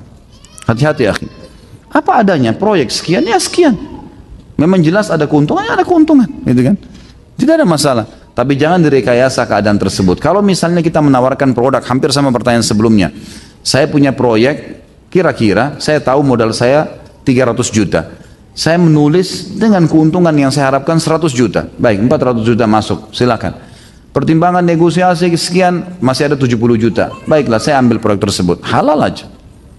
Tapi saya tidak mengerti sekarang yang dimaksudkan dalam pertanyaan seperti apa. Apakah nanti misalnya kita presentasikan kepada atasan atau kepada vendor, ini loh, saya sekian saya akan lakukan begini, begini, begini. Tapi kita tahu sebenarnya angka-angka ini adalah ada rekayasanya. Hanya untuk ada kepentingan pribadi yang akan kita dapatkan di situ. Makanya tidak benar semuanya. Termasuk dalam seperti ini juga teman-teman sekalian adalah menulis anggaran dengan angka tertentu, ternyata kemudian pada saat kita kerjakan proyek kita kurangin kualitasnya misalnya, atau kita kurangin supaya kita dapat keuntungan lebih. Ini semua tetap tidak boleh. Antara antum dengan Allah, antum lebih tahu. Hati-hati. Allah Subhanahu wa taala dalam ayat dikatakan innallaha la yakhfa 'alaihi syai'un fil ardi wala fis sama'. Allah itu tidak tersembunyi apapun baginya di langit dan di bumi. Jangan main-main dengan Allah Subhanahu wa taala, berbahaya. Yang saya ingin tanyakan, bagaimana hukumnya jika saya menjual barang yang saya beli dengan harga yang lebih tinggi daripada harga beli saya? Kalau saya jual kali ya, lebih tinggi daripada harga saya beli. Misal saya beli TV dari teman seharga 500 ribu. Kemudian karena saya bosan saya jual ke orang lain dengan harga 650 ribu. Bolehkah saya mengambil tersebut? Harga jual di pasaran masih lebih tinggi dari harga jual tersebut. Boleh, boleh saja, nggak ada masalah. Jangankan antum sudah pakai, saya dagang, saya beli barang modalnya 10 ribu, boleh nggak saya jual 100 ribu? Boleh saja, nggak ada larangan, karena tidak ada penentuan persentase keuntungan gitu kan. Cuman memang orang yang bijak adalah orang yang melihat pasaran. Mungkin ada saatnya di mana antum beli barang, stok gudang orang banyak, dia kasih diskon. Harga pasar 100 ribu, kita dikasih harga 50 ribu. Kita masih bisa jual 70 ribu, kita masih bisa 80 ribu gitu kan, masih ada untung. Kita masih bisa jual 60 ribu, nggak ada masalah. Atau kita mau jual 100 ribu karena pas lagi ada diskonnya besar. Nggak ada masalah, nggak ada larangan semua itu. Allahu a'lam. Apabila di perusahaan terdapat resource divisi X sebanyak 10 orang dan divisi Y sebanyak 8 orang, total 18 tim teknis. Suatu ketika klien bertanya berapa banyak resource Anda, yang dimaksud klien divisi X. Kemudian saya jawab 18 tim teknis, padahal saya faham pertanyaan dari klien. Bolehkah itu Ustaz? Haram. Haram, ini dusta. Sudah tahu kalau yang dimaksud yang satu tim yang 8 orang, kenapa jawab 18? Untuk apa? Untuk dapat bonus? Haram akhi, nggak boleh. Haram ya, jelas, nggak boleh dibuat. Dosa. Saat ini saya sedang menjalankan bisnis bersama sahabat saya, namun sahabat saya non muslim. Bagaimana hukumnya berbisnis dengan non muslim? Boleh saja, nggak ada masalah selama bisnisnya halal, boleh. Apakah profesi fotografer dilarang? Tergantung. Fotonya apa dulu? Kalau foto perempuan telanjang ya dilarang, gitu kan? Tapi kalau foto-foto yang benar, pemandangan, gunung, nggak ada masalah. Sesuatu yang tidak dilarang. Jadi itu kembali kepada yang diambil, yang di shoot itu haram atau tidak. Ustaz, apa hukumnya kerja di pajak atau bea cukai? Pajak umumnya boleh saja, bea cukai juga dibolehkan. Instansi pemerintah. Yang tidak boleh kalau Anda salah gunakan jabatan itu. Produk haram misalnya, tidak boleh oleh pemerintah, kita bolehin aja karena disogok, nggak boleh. Bekerja yang benar, ikutin peraturan, insya Allah tidak ada masalah. Berapa persen yang harus dikeluarkan setiap jual beli rumah? Tidak ada, ya. Nanti digabungkan dengan total harta. Anda beli tanah, bangun properti, 5 rumah. Anda sekarang kembali ke haul, ingat haul ya, perhitungan 1 tahun dari masa harta kita. Tentukan sendiri, misal saya tentukan Januari ke Januari misal, atau Ramadan ke Ramadan. Pada saat saya Ramadan saya niatkan haul yang lalu, bulan Syawal atau bulan Zulhijjah, anggaplah Januari ke Januari kalau Masehinya, misal bulan saya niatkan haul, kan Januari nanti baru hitung nisab ya, hitung batas keluarkan zakat. Ternyata Maret saya beli tanah, kemudian saya bangun 3 bulan, Juni, Juli laku. Apakah saya langsung zakatkan? Enggak. Tunggu haul 1 tahun. Tunggu nanti digabungkan dengan total harta kita di bulan Januari. Jadi bukan pada saat transaksi itu. Jadi yang dikeluarkan zakatnya pada saat transaksi terjadi, ya itu adalah panen. Panen pertanian, gitu kan? Perkebunan, nah itu pada saat haulnya itu pada saat panennya. Kata Allah, wa'atu haqqahu yawma hasadih. Jadi berikanlah haknya pada hari dipanenkannya. Itu kan, dan juga yang segera dikeluarkan zakatnya itu adalah harta karun yang ditemukan langsung dikeluarkan zakatnya. Selain itu Allah alam ada haul 1 tahun. Saya memiliki teman yang bekerja pada bagian pengelolaan daging. Daging yang diolah ada yang mencakup daging yang juga tidak boleh dikonsumsi. Jadi dia mengelola daging halal sekaligus haram. Bagaimana penghasilan dan gaji yang ia terima? Apakah semua jadi haram? Dia sedang berusaha mencari pekerjaan lain. Allahu a'lam, minimal syubhat ya, minimal syubhat. Ini hal yang samar-samar, karena dia akhirnya mengelola sesuatu yang haram dan akhirnya disebarkan, gitu kan, akhirnya disebarkan dan dikonsumsi oleh orang-orang. Walaupun orang yang konsumsi itu adalah orang yang dasarnya makan yang haram. Dan mudah-mudahan saya doakan bisa mendapatkan kerjaan yang halal. Bagaimana hukumnya mentransaksikan kucing? Ini ulama mengatakan boleh saja ya, karena adanya Abu Hurairah tadi, ya apa namanya, Abu Hurairah memeliharanya, gitu kan. Ini pendapatnya, tapi ini marjuh, pendapat yang dinomor 2-kan. Pendapat yang utama adalah tidak boleh. Pendapat yang utama tidak boleh, karena tetap kucing dianggap bertaring. Jadi apa yang diharam, haram untuk dimakan dagingnya, haram juga nilainya. Sebagaimana dijelaskan dalam athar yang sahih, apapun yang dilarang, diharamkan dagingnya, maka haram juga transaksinya.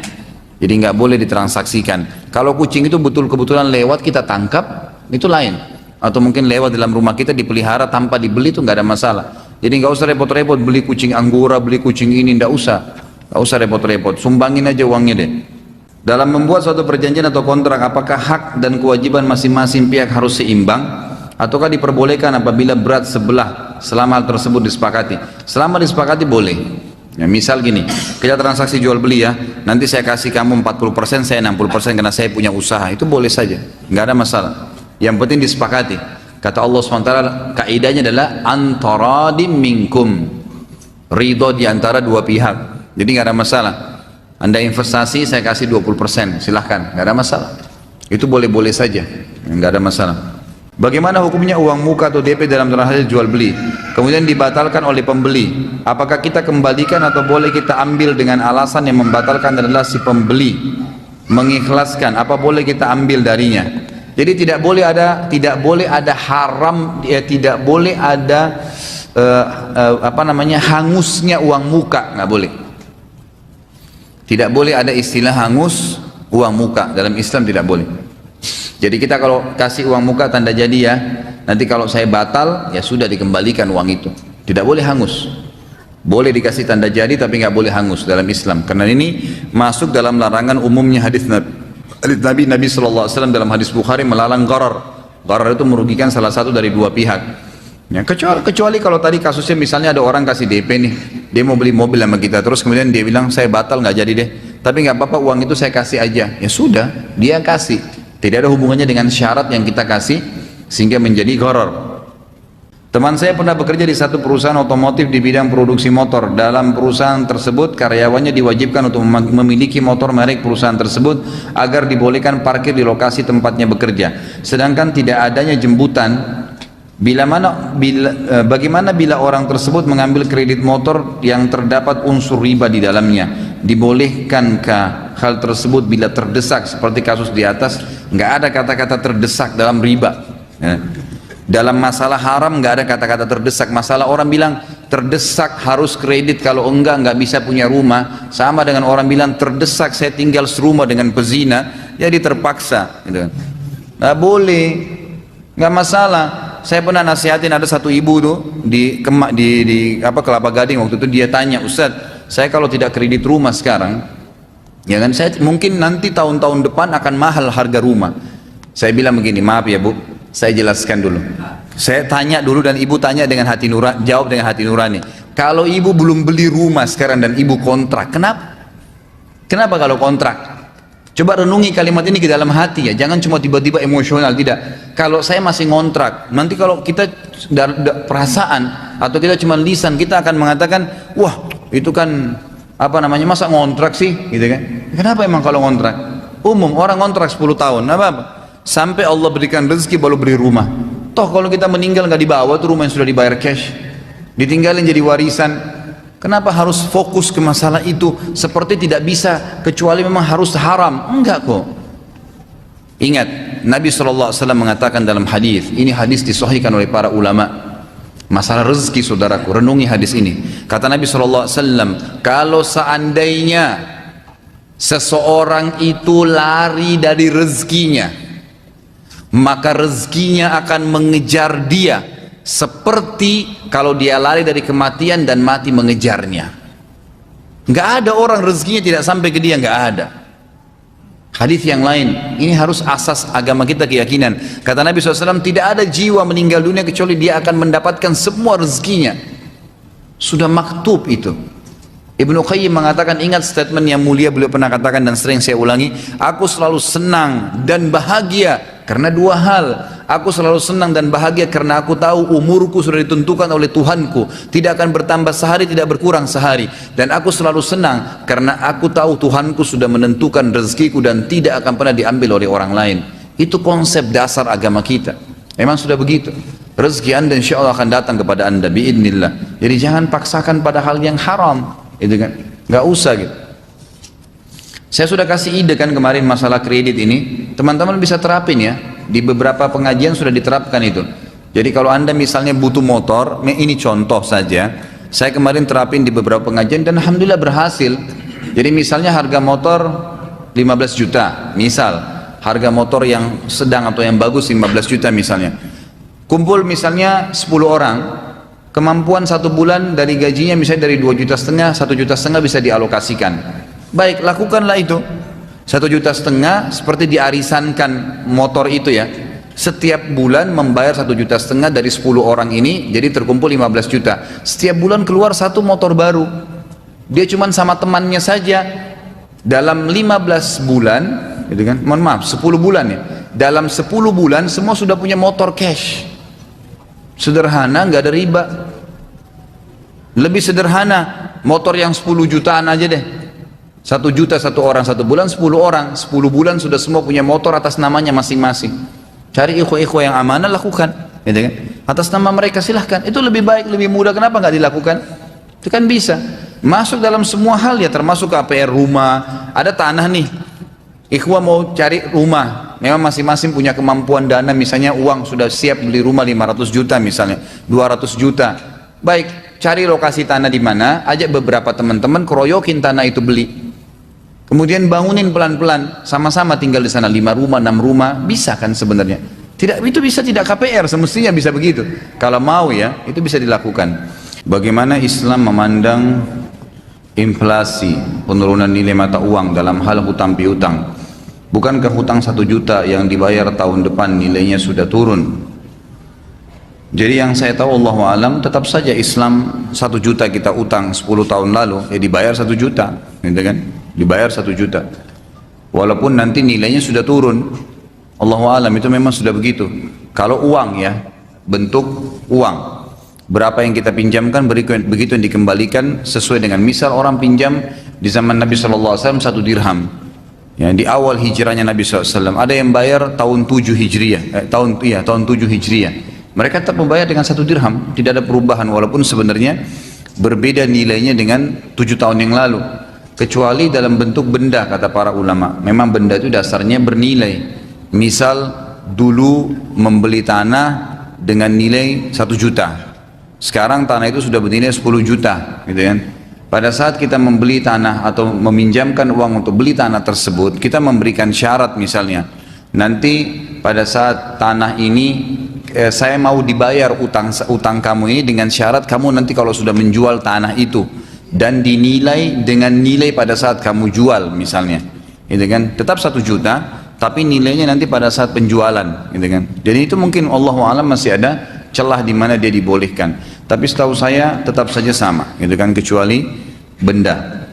Sama halnya emas yang bernilai, gitu kan. Kita pernah pinjamkan 10 gram ya dikembalikan 10 gram, walaupun misalnya sekarang nilainya kalau di rupiah lebih mahal. Sudah begitu. Bagaimana hukumnya dalam Islam jika ada seseorang yang menjual tanahnya di luar harga yang wajar dikarenakan dia tahu tanah tersebut akan digunakan untuk pembangunan kepentingan umum, misal jalan tol, PLTU dan seterusnya. Orang bebas menjual semaunya. Anda punya produk beli 1.000 rupiah mau dijual 100 juta, bolehkah? Boleh dalam Islam. Kalau laku, asal laku silahkan, gitu kan?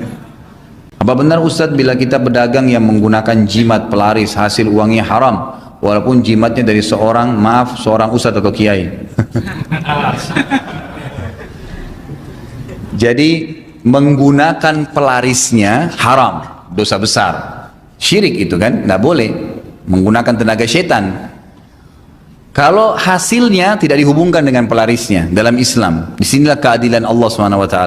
Kalau produk yang dijual produk halal, modalnya halal, halal saja. Gitu kan? Karena dalam Islam tidak ada hukumnya itu masalah pelaris tuh. Datang orang situ belanja karena rezekinya begitu. Udah selesai. Nggak ada hubungannya. Itu cuma dibohongi saja orang dengan pelaris tuh. Ya, masa bisa kucing ayun-ayun tangannya terus pembeli datang nggak masuk di akal gitu kan? Ya, tapi begitulah keyakinannya orang-orang gitu. Walaupun memang ada setannya di situ, memang ada setan, itu syirik nggak boleh gitu kan. Tapi setan itu cuma berusaha apa? Cuma berusaha menggoda orang, mengajak. Kalau anda tidak mau nggak bisa, dia nggak bisa tarik tangan kita maksain belanja gitu kan. Ya.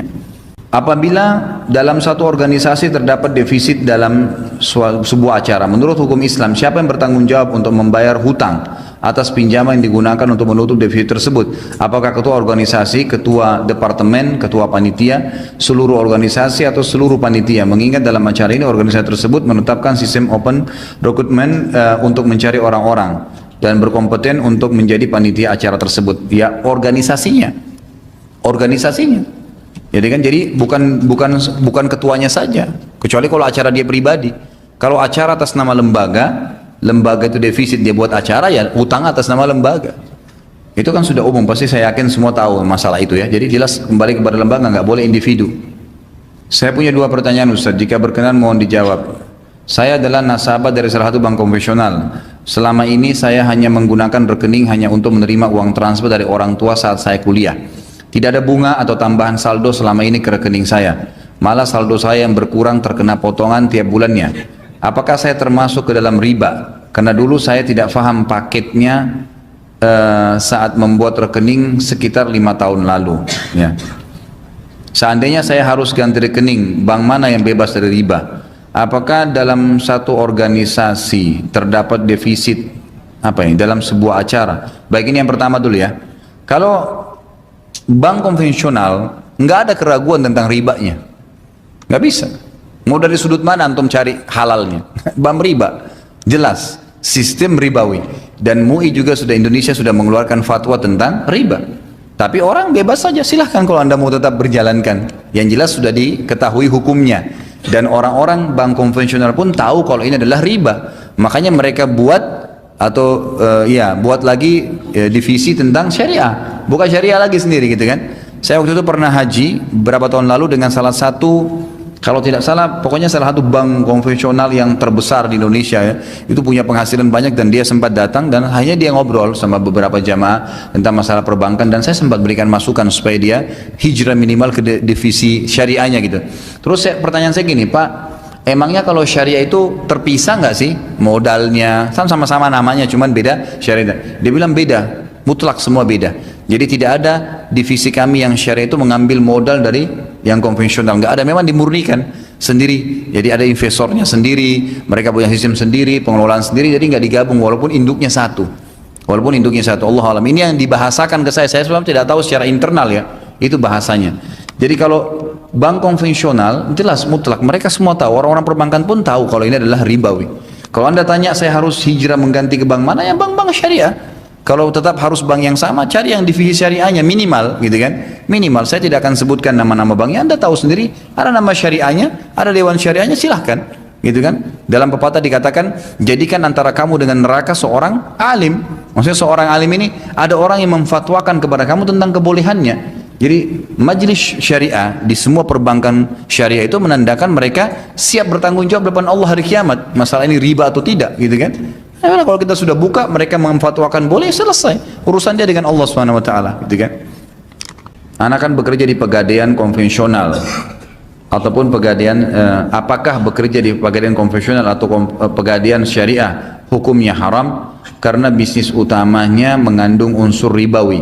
Perusahaan tersebut milik pemerintah yang tugasnya untuk melayani masyarakat dan saya melihat penjelasan MUI tentang proses bisnis di pegadaian syariah itu tidak murni syar'i dan masih mengandung syubhat. Allahu a'lam ya, saya tidak pernah ngikutin nih. Tapi hukum pegadaian dalam Islam ada. Namanya hukum rahan. Jadi kalau antum buka semua buku fikih, 4 madhab ini semua ada bab membahas namanya hukum rahan. Hukum menggadaikan sesuatu. Jadi dalam Islam begini, kalau ini ada di dalam mereka berarti insya Allah sesuai dengan syariat, setahu saya ya.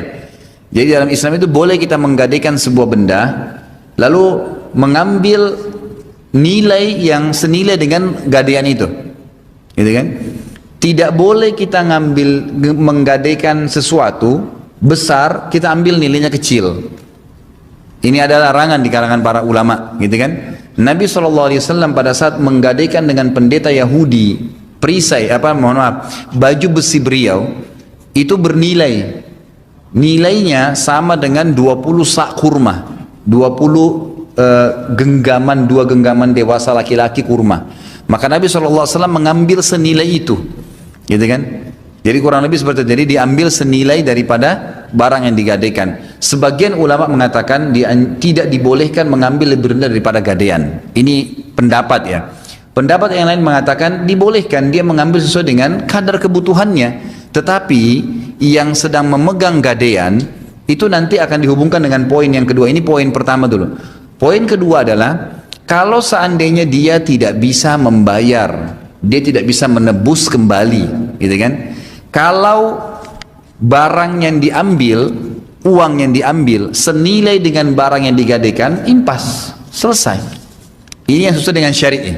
Makanya dari pendapat pertama ulama mengatakan dianjurkan mengambil nilai senilai barang gadaiannya. Udah 100 juta ya 100 juta uang diambil. Kapan dia tidak bisa bayar ya selesai. Diambil barangnya dijual oleh orang tersebut atau diambil alih, selesai. Kalau dia ambil lebih rendah daripada itu dan tiba masa kesepakatan pengembalian atau penebusan dia nggak bisa, maka yang pegang barang berhak menjual, ya kan? Barang itu senilai pada saat itu berapa? Misal dia ambil uang 20 juta, yang digadaikan barang 100 juta, dijuallah barang tersebut laku 90 juta misalnya, laku 90 juta. Dia mengambil hak dia yang 20 juta yang sudah dipinjam, gitu kan? Lalu 70 juta dikembalikan kepada pemilik uang. Memang begitu, gitu kan?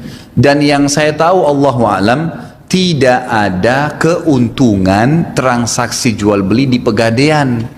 Ini yang penting nih, pegadaian itu titipan. Jangan semua lembaga dijadikan bisnis. Ini yang jadi masalah nih. Semua harus menjadikan sesuatu keuntungan. Ini nggak bisa seperti itu. Sama dengan hutang piutang, memang bukan transaksi jual beli, makanya nggak boleh berbunga, gitu kan? Kalau bisnis ya bisnis, selesai. Bisnis memang betul-betul murni, gitu kan? Seperti itu, Allahu a'lam yang saya tahu.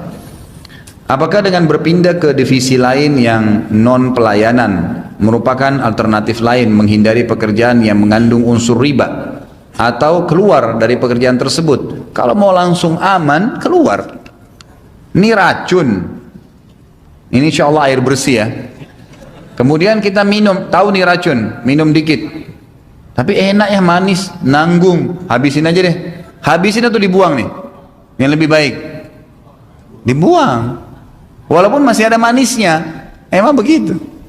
Nggak bisa. Jangankan berhubungan dengan masalah pekerjaan, pasangan hidup pun, kalau dia tidak taat kepada Allah, manis hidup dengan dia, tapi dia malah ajak kita bermaksiat, pisah. Emang begitu. Ibnu Utsaimin rahimahullah memastikan seorang wanita bukan cuman boleh, sudah diwajibkan dia semestinya, pendapat beliau pribadi ya, sudah diwajibkan bagi dia kalau suaminya terus-menerus tidak mau sholat dan membangkang ya, sampai pada tingkat nggak ada sholat, membangkang, sudah kufur gitu kan, nggak boleh dia bertahan di rumah tangga sama suaminya, nggak boleh. Dia harus mengajukan perceraian. Karena kalau dia bertahan dengan orang kafir, nggak bisa. Kecuali kalau masih malas-malasan, takasulan, hukumnya lain. Kan saya katakan tuh hari, meninggalkan sholat ada dua hukum ya, ada jahdan, bangkang, nggak ada sholat. Ada takasulan, malas-malasan, iya deh nanti saya sholat, itu lain, itu masih boleh. Tapi kalau sudah bangkang, hukum Allah nggak bisa. Itu pasangan hidup, walaupun ada kenikmatan, mungkin cinta, mungkin suka, mungkin ini dan seterusnya, tapi tetap tidak boleh. Jadi nggak boleh kita bertahan dengan hal-hal yang diharamkan, Allah alam. Apakah dengan keluar dari pekerjaan tersebut adalah solusi terbaik? Apa ini? Dan apakah yang harus dilakukan bila seseorang terlanjur bekerja di sana? Karena khawatir bila keluar tidak bisa menafkahi anak dan istri, lebih mudarat dan tidak bisa lunasi utang-utangnya. Jangan khawatir akhi, ukhti, sudah berapa kali saya bilang, Allah mengatakan dalam surah Az-Zariyat ayat 54 sampai 56. A'udzu billahi minasyaitonir rajim. Wa ma khalaqtul jinna wal insa illa liya'budun. Saya tidak ciptakan jin dan manusia. Siapa yang bilang ini? Allah Azza wa Jalla, pencipta langit dan bumi, kecuali untuk menyembah kepadaku. Ma uridu minhum min rizqin wa ma uridu an yut'imun. Saya tidak pernah, kata Allah, berharap balasan rezeki. Kalau saya kasih mereka dibalas ke saya, dan saya tidak berharap mereka balas saya dengan makanan, kata Allah. Lalu Allah tutup 56-nya, innallaha huwar razzaqu dzul quwwatil matin. Allah itu sebaik-baik pembeli rezeki. Dan sifat Razzaq ini dalam bahasa Indonesia kalau diterjemahkan, itu adalah zat yang menyiapkan rezeki, kemudian merawat rezeki itu, kemudian menyiapkan gantinya kalau habis. Itu namanya Razzaq. Dzul quwwatil matin, sebaik-baik tempat bersandar. Kalau sumber penghasilan kita haram, yakin akhi dan ukhti, keluar dari tempat itu Allah SWT akan berikan kita rezeki. Kenapa harus ragu gitu? Gak usah ragu dengan itu, dengan izin Allah SWT. Karena kita kalau enggak, maka minimal masuk ke bab syubhat, dan kita terus menerus memberikan makan istri dan anak kita. Berapa banyak saya tahu ya, ikhwah-ikhwah di pengajian saya, mereka tadinya kerja di perbankan konvensional, lalu mereka keluar. Awalnya mereka melalui proses, memang wajar proses gitu kan. Semua di dunia ada proses ya. Antum kalau lapar, ada proses kan untuk makan. Masa bilang ya Allah hilangkan lapar saya, langsung hilang laparnya? Enggak kan? Pasti nanti Allah pertemukan, ketemu orang, dihidangkan makan, mungkin dimasak dulu, kemudian dikunyah dulu, ditelan dulu, baru laparnya hilang. Nggak bisa spontan hilang laparnya, proses memang, pasti ada proses. Jangan gitu. Jadi sama, kita meninggalkan hal yang haram ada prosesnya. Akan ada godaan-godaan, cobaan, nggak apa-apa, nikmatin. Allah nggak akan mungkin membuat kita meninggal. Rezeki sudah tercatat kok. Nggak usah khawatir. Kata Nabi SAW, wal arzaqu maksumah. Semua rezeki sudah dibagi rata. Dalam hadis lain, pahami hadis ini, hadis riwayat Imam Ahmad dengan sanad yang sahih. Kata Nabi SAW, tidak ada jiwa yang akan meninggal dunia, nggak ada orang yang akan mati di muka bumi ini, kecuali semua rezekinya yang telah Allah catatkan akan diberikan kepadanya. Nggak ada. Ada orang subhanallah akhir hidupnya sudah tua sekali baru dapat warisan sekian banyak. Memang sudah begitu. Tidak akan menghembuskan nafas kecuali rezekinya sudah dikasih. Semuanya. Kenapa harus ragu? Antum yang bertanya nih, pada saat masih di rahim ibu waktu kecil, pernah berpikir nggak makan dari mana? Kita cuma tahu ibu kita ngunyah setengah mati, minum setengah mati, sarinya diambil, dimasukin, kita ambil. Waktu anak-anak ngerengek-rengek bangun, tinggal sama ayah, ibu beliin saya ini, kita nggak pernah tahu ayah kita ambil atau ibu kita ambil uang dari mana. Kenapa kita langsung aja mau? Kok sekarang jadi sarjana kemudian kita ketakutan nih? Kan itu. Waktu masih anak-anak malah lebih polos. Ya. Saya bukan mengatakan Anda terjun bebas, tidak, ikhtiar. Minta kepada Allah SWT, coba melamar tempat lain, dengan izin Allah akan dibukain kok. Banyak sekali ikhwah dan akhwat yang meninggalkan, awalnya prosesnya memang sebulan, 2 bulan, dan 6 bulan. Tapi setelah itu subhanallah, alhamdulillah Ustaz, saya sudah buka usaha sendiri. Walaupun cuma jual-jual ini di rumah, tapi lebih lega, banyak waktu bisa mengaji, banyak waktu bisa begini. Dan penghasilannya sekarang sudah mulai menyamai gaji saya dulu. Ada setahun kemudian sudah lebih banyak dari gaji saya. Ada yang buka perusahaan sendiri, dan banyak sekali. Dan subhanallah, teman-teman yang tetap ngotot dengan tempat-tempat yang haram kerja, sampai sekarang masih bergantung karena kekhawatiran yang sama. Nanti mau bagaimana, nanti mau bagaimana, nanti mau bagaimana. Akhirnya kalau ajal datang mau bilang apa sama malaikat? Nanti dulu, nggak bisa, gitu kan? Sebagaimana Anda tunda kerjaan pindah, ini nggak mungkin gitu. Bagaimana jika seorang berniat beramal sambil berdagang dari barang yang didagangkannya? Apakah termasuk amal jariah? Misal ambil untung sekecil atau sewajar mungkin, bisa saja. Kalau yang saya tahu Allah alam, Abu Hanifah rahimahullah, beliau itu kalau datang orang yang mau beli kain sutra di tokohnya, kemudian orang itu mengatakan, saya tidak punya duit yang cukup untuk beli kain ini, tapi saya suka dengan kain Anda, uang saya cuma ada sekian. Udah diambil sama dia, silahkan ambil aja. Uangnya ada berapa, walaupun belum sampai modalnya, nggak apa-apa, diambil sama dia. Itu dengan cara itu dia beramal jariah. Dengan cara itu dia beramal jariah, Allahu alam. Bagaimana keadaan ruh seseorang yang wafat dalam keadaan memiliki hutang, tapi semasa hidupnya dia berniat untuk melunasinya, hanya saja belum mampu? Tetap dalam hadis dikatakan seseorang itu, gitu kan, tergantung dengan utangnya. Ruh seseorang tergantung dengan utangnya. Makanya ditulis wasiat, ikhwah. Ditulis wasiat ya.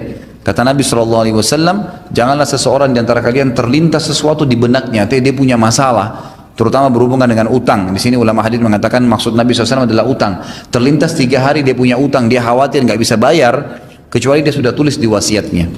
Tulis di kertas, saya punya utang sama fulan sekian. Jadi kalau meninggal keluarganya tahu. Jangan dirahasiakan, gitu kan? Sebenarnya ini berbahaya. Kalaupun kita meninggalkan harta, hartanya didahulukan membayar utang, gitu kan? Kata Allah SWT, min ba'di wasiyatin au yusina biha au dain. Jadi kalau orang mati, maka yang pertama harus dilakukan adalah membayar utangnya dulu dari harta yang dia tinggalkan, kemudian wasiat dia. Misal dia katakan wasiatnya berikan tanah ini untuk wakaf sekolah ini misalnya, atau masjid ini dan seterusnya, baru kemudian dibagi kepada ahli warisnya. Tetap aja, gitu kan, Allahu alam. Tapi ulama memberikan sebuah poin di sini, kalau seandainya orang itu meninggal dunia dalam keadaan betul-betul dia berniat mau membayar tapi tidak sempat dia bayar, juga kerabatnya nggak ada yang tahu, atau mereka miskin tidak ada yang bisa bayar, maka la yukallifullahu nafsan illa wus'aha. Allah tidak akan bebankan seseorang melampaui kemampuannya kalau memang keadaannya benar-benar seperti itu. Kegagalan seseorang dalam berusaha atau dagang, kehilangan barang yang dia miliki, apakah sebuah tanda bahwasanya dia kurang berinfak? Tidak ada hubungannya. Tidak ada hubungannya antara infak dengan hilangnya barang. Tapi hilangnya barang itu bisa disebabkan karena barang itu sendiri ada haramnya. Mungkin uang yang dipakai beli, kan gitu. Itu memang dasarnya haram, maka kemungkinan besar akan hilang. Karena Ibnu Abbas radhiyallahu anhu, Ibnu Umar juga memastikan, Abdullah bin Umar memastikan produk yang dibeli dari uang halal tidak akan hilang. Begitu bahasa beliau. Makanya beliau pernah kehilangan barang, beliau sholat 2 rakaat dan beliau membaca doa mengatakan, Allahumma rabbud da'allah radda alayya dhallati fa innahu min ataik. Ya Allah, Tuhan yang memberikan petunjuk, kan gitu, terhadap apapun yang hilang, ya, kembalikanlah barangku yang hilang ini, sesungguhnya dia dari pemberianmu. Jadi beliau memastikan bahwasanya produk atau sebuah benda yang dibeli dari yang halal tidak akan hilang. Dan itu sudah hampir menjadi buah bibir di kalangan para ulama. Semua barang yang dibeli halal, walaupun dia hilang, dia akan ditemukan kembali. Ya, dengan hikmah Allah Subhanahu Wa Taala. Ini yang saya dapatkan, Allahu a'lam. Bagaimana dengan pedagang makanan atau minuman? Apakah saat berdagang juga sebaiknya meniatkan untuk memberi makan, minum untuk orang lain? Bagaimana jika tidak diniatkan? Apakah tetap mendapatkan pahala? Jadi dia tidak dapat pahala makanan dan minumannya, dia dapat pahala dengan mencari rezekinya.